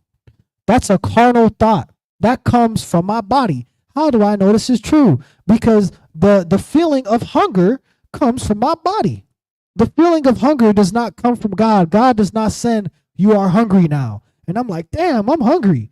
No, that's not how it works, right? You get the feeling of hungry because there is a lack of food in your stomach, and your brain sends a response to your stomach like, Negro, feed me, right? That is what's happening. It's a very physical and carnal emotion. So if I have that as my struggle, I have to be willing to sacrifice that for God, because that's my reasonable service. And notice how it said service.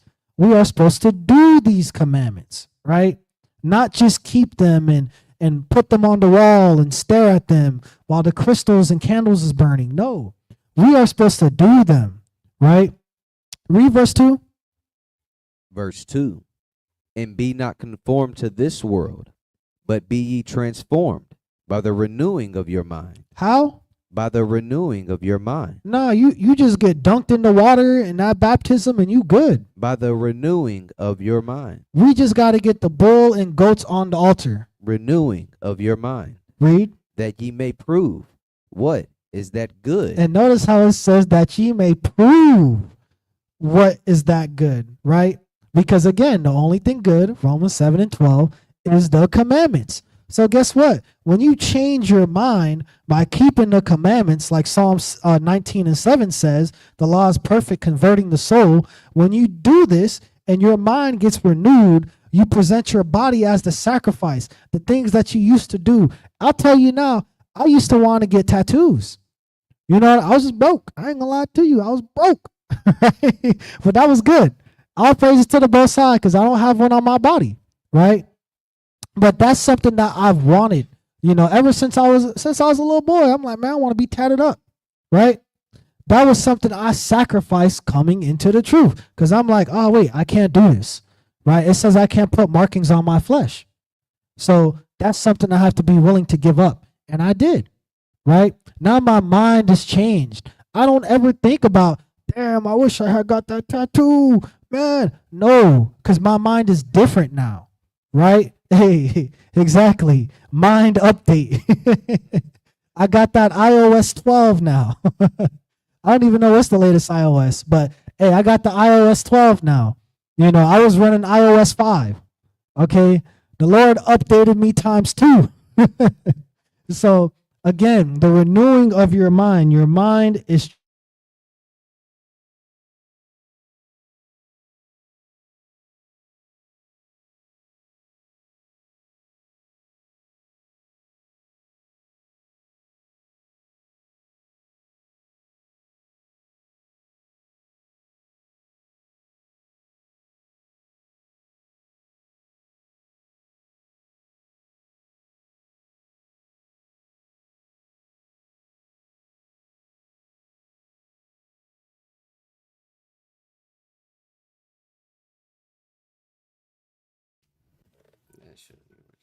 hello. Oh yeah, hello. Can y'all hear us? Hey, I forgot that we're not on the mics right now. We're on the laptop mic. So let us know that if you can hear us. You guys will have to excuse us because you know some of these babies, you know, they're gonna creep up on here too. So all right, Brother Brew is saying no sound. So okay, all right, cool. Hey, all praises to the Most High. Yeah, sorry about that. Again, Israel. You know, we're just gonna have to finish this class, old school. You know, back to the basics. For real, back to the basics. So, as I was saying, you know, that you may prove what is that good, which is the commandments, acceptable and perfect will of God. You know, so we're also gonna go ahead and get Psalms chapter 4 and verse 5, because again, I'm talking about, you know, sacrifices. So you guys are now understanding. Okay, so God doesn't when I see Passover or when I see Pentecost, I don't have to worry about the meat offering. You know, I don't have to worry about the peace offering. I don't have to worry about all of that because God wants us to offer our bodies now. Okay. Well, dang, how do I do that? I understand now. You know, my spirit is broken.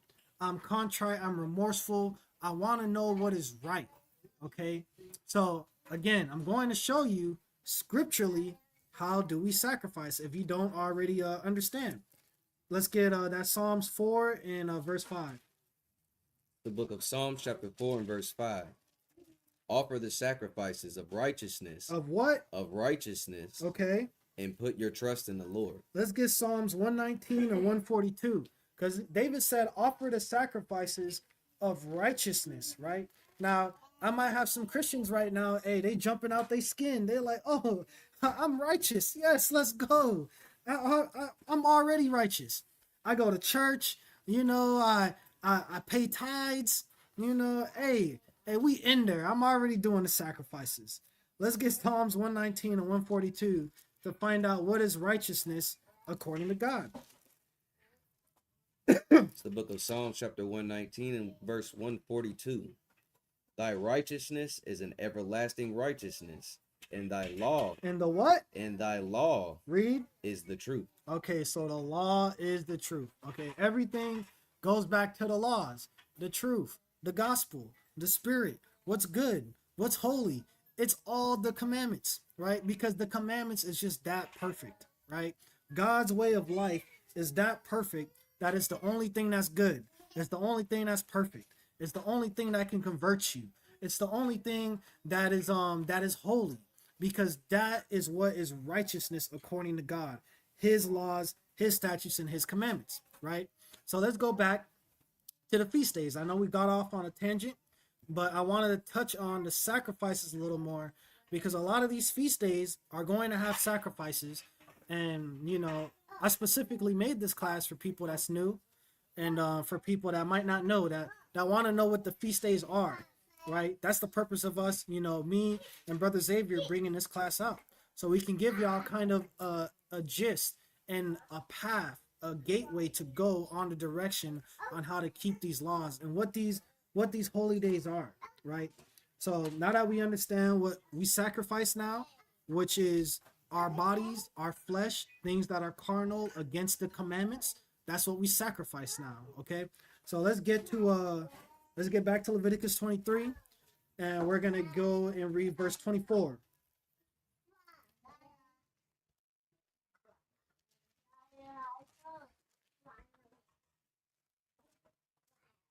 The book of Leviticus, chapter 23 and verse 24. Speak unto the children of Israel, saying, in the 7th month, in the first day of the month, shall ye have a Sabbath, a memorial of blowing of trumpets, and holy convocation. Okay, so again, a holy convocation, a gathering in accordance to the commandments. Okay, that's one.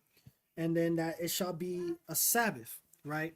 So this trumpets is going to be treated like a Sabbath unto us, this feast of trumpets, right?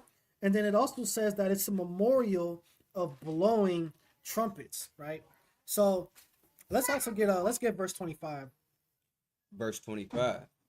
Ye shall do no servile work therein, but ye shall offer an offering made by fire unto the Lord. Okay, so again, that offering that we make by fire unto the Lord now is us offering the sin that is contrary to God, that is in our minds. All right, that offering that we make by fire now is us offering the shrimp, right? I was trying to find my offering the shrimp. It's us offering the lobster. Okay, it's us offering the pork, the swine. All right, that's how we do the offering now. Okay, and I also want to get Numbers 10, and I believe it's 25. Because I'm telling you now, like when I first 10 and 10, that's what it is. When I first came into the truth, you know, Feast of Trumpets, a lot of these holy days I didn't really understand why we do them. But you know, I never really understood, you know, why we blow these trumpets. Just like why do we eat unleavened bread, right? There's a reason for all of this. Get Numbers 10 and 10. It's the book of Numbers, chapter 10 and verse 10. Also in the day of your gladness, and in your solemn days, and in the beginning of your months. Okay, so just like, you know, in the beginning of your months and your solemn days, you know, in the days of your gladness, you're going to always blow this trumpet. Read. Ye shall blow with the trumpets over your burnt offerings, and over the sacrifices of your peace offerings, that they may be to you for a memorial before your God. Okay, so that they may be a memorial unto the Most High, right? Let's go ahead and get let me also get verse 9, because this is, you know, verse 10, you know, it's good to go with Leviticus 23 and 24, but I really want a verse 9. Verse 9. And if you go to war in your land against the enemy that oppresseth you, then ye shall blow an alarm with the trumpets, and ye shall remember before the Lord your God, and ye shall be saved from your enemies. Okay, so hey, this trumpet is more than just, us just blowing it on our solemn days, on our feast days. When we're blowing this trumpet, we want God to remember us. When we blow this trumpet, when we do, we want God to be in his holy seat, being like, is that the Negroes? Oh yeah, man, I do got Negroes down there, don't I? Right? Because hey, God turned his back on us. Okay, so we blowing the trumpet now more than ever, right? Because when we blow this trumpet, it's a memorial before God. It's a way for God to remember us. And it's a way for God to be like, you know what? I do got to save my people, right? So even though this took place in Numbers, before we really got into the land of Israel, the same thing applies now. We are right now not in our land, and we are being oppressed by the enemy, right? And we want God to save us. So guess what? We blowing that trumpet. Every beginning of the month, we blowing that trumpet. Every Sabbath, we blowing the trumpet. Every tabernacles, the first and eighth day, we blowing the trumpets, right? We're gonna get into tabernacles too. But this is why we blow the trumpet, because it's a memorial between us and God. It's a way for God another way for God to know that we his people, essentially. Okay, so Feast of Trumpets, we're going to go back to Leviticus 23 and verse 24. You're going to reread that. The book of Leviticus, chapter 23 and verse 24. Speaking to the children of Israel, saying, in the 7th month, in the first day of the month, shall ye have a Sabbath, a memorial of blowing of trumpets, and holy convocation. Okay, so again, in the 7th month, the first day of the 7th month, hey, the 7th month is loaded. Okay, anybody that is new, watching online, anybody that is new, just know that the 7th month is a loaded month. Okay, we got a lot of stuff going on the 7th month. It's like the Most High was like, let's cram all of this in this 1 month in fall, because I know you guys are not gonna want to do nothing in winter. And he was right. I don't want to do anything in this weather, right? But hey, we still here. So again, in the 7th month, the first day is the Feast of Trumpets. And in the beginning of every month, just like when we went to Numbers 10 and 10, we blow the trumpets, okay? So let's go ahead and let's move on. We're going to get now verse 27. We're going to get the Day of Atonement. It's the day that a lot of us in the truth are just like, oh, okay, that day is coming.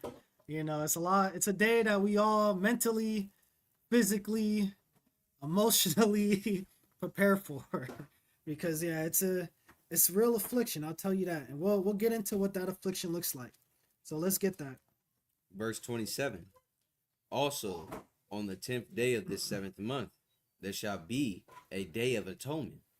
It shall be a holy convocation unto you, and ye shall afflict your souls, and offer offering made by fire unto the Lord.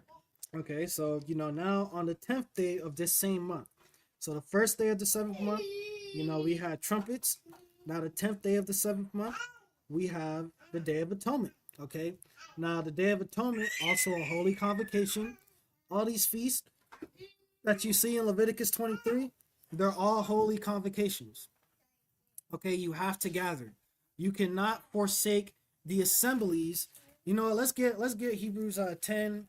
Let's go to that just real quick, because I want y'all to know how important it is that we actually gather and that we congregate together. Like, it's not just some we don't have to do this, or it's optional. No, we have to do this. Okay, let's get Hebrews 10 and 25. It's the book of Hebrews, chapter 10 and verse 25. Not forsaking the assembly of ourselves together. Not forsaking what? The assembly of ourselves together, as the manner of some is, but exhorting one another, and so much the more as ye see the day approaching. Because when you gather amongst your brothers constantly, when you don't forsake these gatherings that are required for you to go to, hey, guess what? You are missing out on the second piece to the puzzle of the truth, which comes with being exhorted. which comes by being warned, being encouraged, being, being empowered by your brothers and sisters keeping the laws. When you're only by yourself, right? How are you ever gonna really feel and understand, the true connection of the nation of Israel? If you every day make sure you're as far away from the nation as possible. Okay? How can you be exhorted? How can you be like, dang, because hey, I'm telling you right now, when I see all these little babies running around right here, right? When I see all my brothers and sisters, having more kids, being new parents, reoccurring parents, right?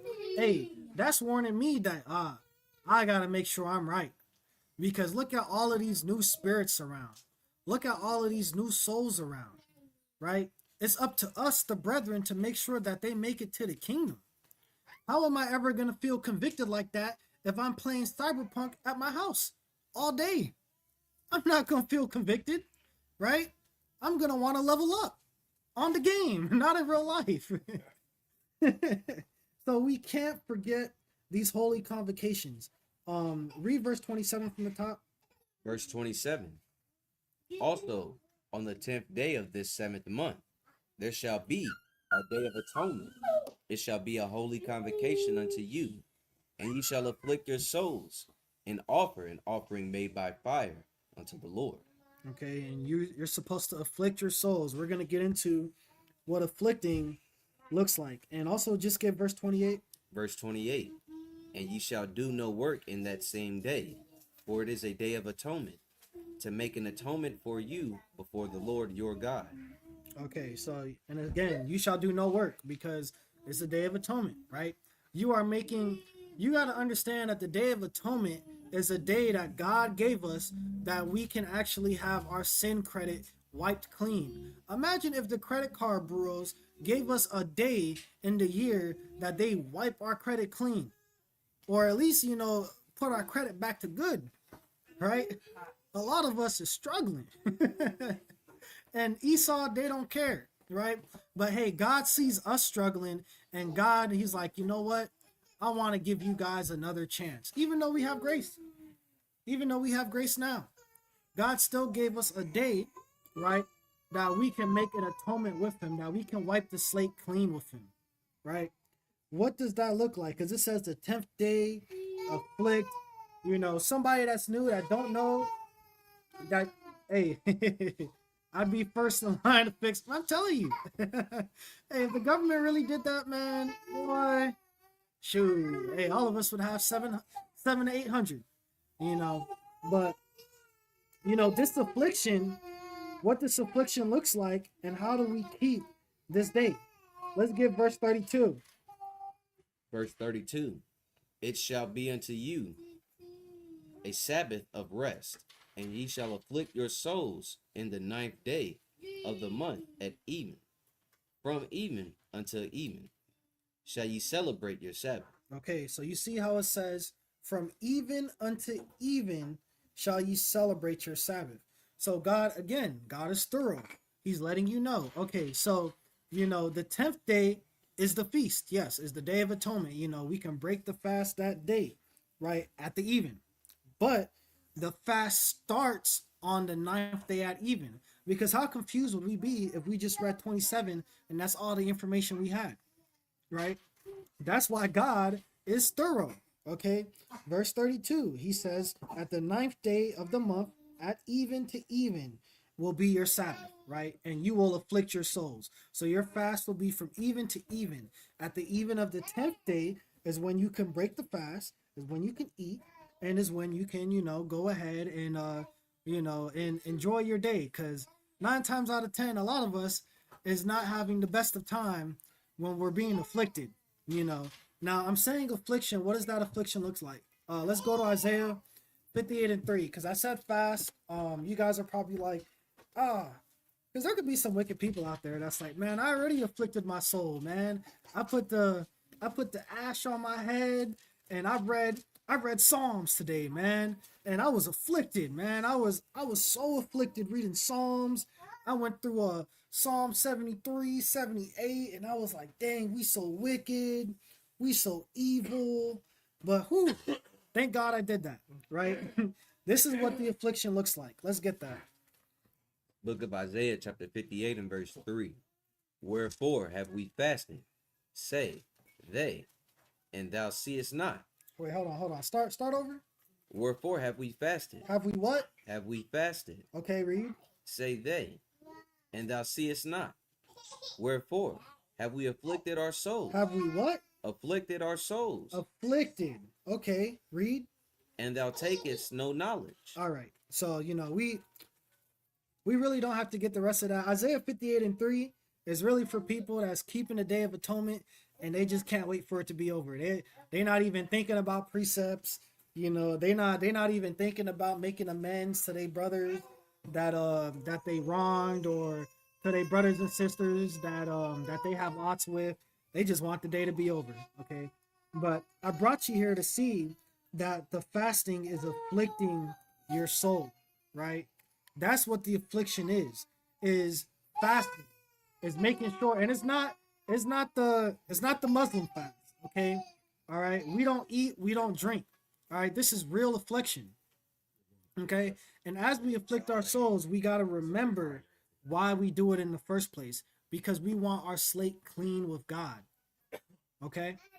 Let's go ahead and get Leviticus 23 and 34. I'm probably just gonna stay on the Levitical feast. We do got after we touch on these Levitical feasts, excuse me, there is more feasts that we have in the Apocrypha. We have the Feast of Dedication, which is Hanukkah. We have Purim is really an Esther. So we'll go ahead. We'll get Esther real quick. We might as well. But we have a Purim, we have Day of Simon, and we have Destruction of Nicanor. All right. So now these are also feasts that we have. But what separates these feasts from the Levitical feasts is that these feasts are not Sabbaths. They're not considered Sabbaths. Okay. Now, at the end of the day, would you be in the right spirit if you have that feast and you're not trying to make a holy convocation? You're not trying to gather amongst your brethren? Yeah, your spirit is off. Because at the end of the day, you should still want to have the spirit of, it's dedication. Let me at least spend time, with Brother Xavier real quick. Let me go to Brother Xavier's house, spend some time with him. It's Purim. Let me go ahead. Let me make sure I spend some time with Elder Rick. In Purim, we was passing out presents, right? So, we talk about Christmas. If you want to give presents, do it on Purim. That could be your replacement right there. A way better replacement. Okay. What did I say? What did I say that we was getting? Did I give you a scripture? You can just say go back to Leviticus. Okay, let's go back to Leviticus 23, and we'll start at verse 34. It's the book of Leviticus, chapter 23 and verse 34. Speaking to the children of Israel, saying, the 15th day of this 7th month shall be the Feast of Tabernacles for 7 days unto the Lord. Okay, read. On the first day shall be a holy convocation. Ye shall do no servile work therein. Read. 7 days shall ye offer an offering made by fire unto the Lord. On the 8th day shall be a holy convocation unto you, and ye shall offer an offering made by fire unto the Lord. It is a solemn assembly, and ye shall do no servile work therein. Okay, so again, the Feast of Tabernacles is going to be on the 15th day of the 7th month, and the Feast of Tabernacles, is going to be a total of 8 days. A lot of these feasts are 7, right? Tabernacles is 8 days. It's not going to be 7 days like Feast of Unleavened Bread, right? It's going to be, it's going to be 8 days. I almost confused myself. It's going to be 8 days, okay? And on the 1st and 8th day is going to be treated like a Sabbath. The 1st and 8th day is going to be your holy convocation. You need to make sure that you have a large formal assembly in accordance to the commandments of God. That is the direct definition of holy convocation. Let's get verse 39. Verse 39. Also in the 15th day of the 7th month, when ye have gathered in the fruit of the land, ye shall keep a feast unto the Lord 7 days. Okay, so again, we're not focusing on these sacrifices offering by fire 7 days, right? Because we know what the sacrifices are now. We know what the sacrifices of a righteous man are now, right? But now he's saying that, that in the 15th day of the 7th month, when you gathered the fruits of the land, right? Because guess what? We have Pentecost, right? That's your feast of first fruits. So when we get our first harvest, we dedicate that to the Most High. On our last harvest, we dedicate that to the Most High as well. So we have the feast of first fruits in spring, in the beginning of our harvest. Towards the end of our harvest in fall, we have the Feast of Tabernacles, or the Feast of Ingathering, because you're gathering in the rest of your crops. You're gathering in the rest of your harvest for the year, because before it becomes unfortunately cold, right? So it says that and on the first day shall be a Sabbath, and on the 8th day shall be a Sabbath, lasting a total of 8 days. Let's get verse 41.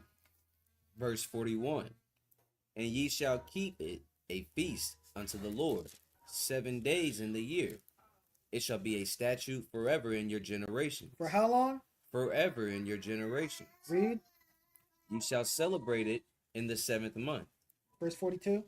Ye shall dwell in booths. Okay, dwell in booths. Because it's good that I went here. Because I almost forgot to touch on, how we keep these tabernacles. Because, hey, guess what? We don't have land. You're like Brother Donnie. You just told us that if we don't have land, we just got to keep the tabernacles. All right. But the only thing you told me is that I'm supposed to gather in my crops. I don't have land. So what am I supposed to do? Am I just supposed to burn? Am I just supposed to go to the lake of fire? No. He says that we are supposed to dwell in booths 7 days. Read. All that are Israelites. Nah, the Edomites. All that are Israelites. No, the Moabites, the wild branch. Israelites. Okay, read. Born shall dwell in booths. All right, so yeah, this only applies to the Israelites. Okay, this only applies to God's children. Okay, and get verse 43. We might as well. That's a good one. That your generations may know that I made the children of Israel to dwell in booths when I brought them out of the land of Egypt. I am the Lord your God. Okay, so if you guys don't know, right, we was dwelling in the wilderness for an extra 40 years. Okay, well, we really just could have went and got the kingdom, the nation of Israel. We could have just got it right there when Moses sent out Joshua, Caleb, and the rest of the young recruits to go spy out the land. What did they do? They came back, right, and they told a lie on God. They told a lie on the report that which they saw. And because of that, God got mad, and he told us that we will wander for another 40 years in this wilderness before we receive the land. Okay. Now he said you will dwell in booths, right? These booths are tents, right? Now, if you look up the definition of booth, it's like temporary habitation or something. Let me see. Booth. Yeah. Okay. So let's go ahead. I'm gonna get this for y'all. Because, you're like, Brother Donnie, tent is not in the Bible. Why are you saying we got to dwell in tents? It says booths. You are adding to the word. All right, let's read booth. All right, so booth, a small temporary, what does that say right there? Tent. All right, so we don't even got to finish the rest of that. That just proves the point. So when he says dwell in booths, right, he's telling you to dwell in tents, because when we was in the wilderness, we was dwelling in tents. That's why when Moses said in verse 10 in Leviticus 23, speak unto the children of Israel and say unto them, when you be coming to the land, now follow this law, right? Now, when you gather these crops, when you have your land, when you grow your own crops, this is how you're going to do it. You know how I know this is true? Because in verse 22, right after he explains to us how to keep the Pentecost, he says, and when ye reap the harvest of your land, thou shalt not make clean riddance of the corners of thy field when thou reapest. Neither shalt thou gather any gleaning of thy harvest. Thou shalt lead them unto the poor and to the stranger. I am the Lord your God. He's telling us this because he's saying, look, you guys have never had your own country before, right? You guys were always Abraham. He was, a sojourner, right? Isaac, he was a sojourner. Jacob, he was a sojourner, right? Now, when we got to the land of Egypt, we didn't get to Egypt and we was like, you know what? Hey, this Egypt will be our nation. No, we only got to Egypt because conveniently, Joseph, looked out for us. And Joseph was put in that position of God for the Egyptians. The Pharaoh told Joseph, hey, you are in my position, right? So anybody has something to do with you, just know they have something to do with me. It's a problem with me. Okay? Yeah, I thought it's for everybody. No, it is not for everybody. Okay? It is not. Of Israel born, right? So again, right, when we talk about these different holy days, these are customs, these are traditions that we kept, and we're so far away from it, right? Our people think that it's a tradition to twerk at Saturday night on the club. Our people think it's a tradition to take the shots of Henny Friday night after work and go to the strip club and blow their check. That is what our new traditions are. Okay? Our new traditions are putting on a ski mask and hopping in a Dodge Charger, right, with ARPs and ARs and sliding on people we don't like. That's a new tradition, right? Our new tradition is getting the fent and bagging it up and selling it to our people and watching them die slowly. That is our new tradition, okay? We are so far away from how we used to live as a people, okay? We had all these beautiful holidays, okay? And I couldn't even get to the ones in the Apocrypha, okay? We have all these beautiful holidays. These beautiful holidays were set in place as signs for us. Notice how when we go over these holidays, it always ends so that you will know that I am the Lord your God. For the Sabbath, he says that. For Passover, he says that. For Feast of Unleavened Bread, he says that. For Pentecost, he says that. You know why? Because these holy days are a way for us to remember, oh dang, we are God's people. Okay, oh, you know what? We are the people that came from the Red Sea. Oh, you know what? We are the people that was dwelling in the wilderness for 40 years in tents. That was us. We are the people that had the trumpets, going over to the land of Canaan, letting them know that we about to take the land. That was us. So let's blow this trumpet every feast day because we are those people. Okay, we got to get back to our original culture, back to the basics, right? The Ezra 7:10 refresh, recap, the got milk, right? Okay, so, I'm going to go ahead. We're going to end it off right here.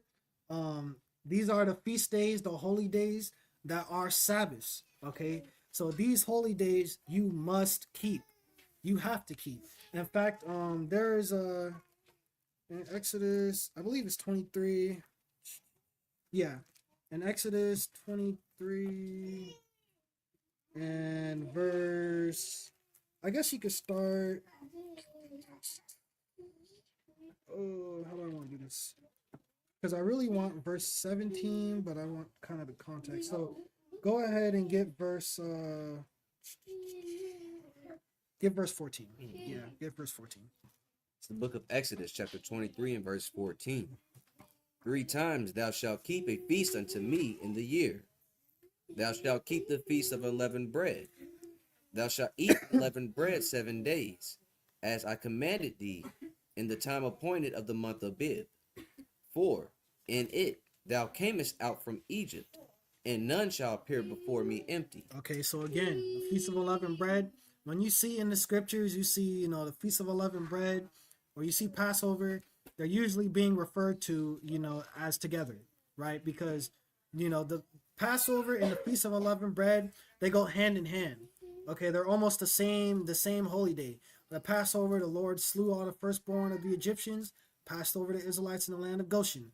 The very next day, we had to eat unleavened bread because we were thrust out of Egypt and we got saved, right? So they go hand in hand.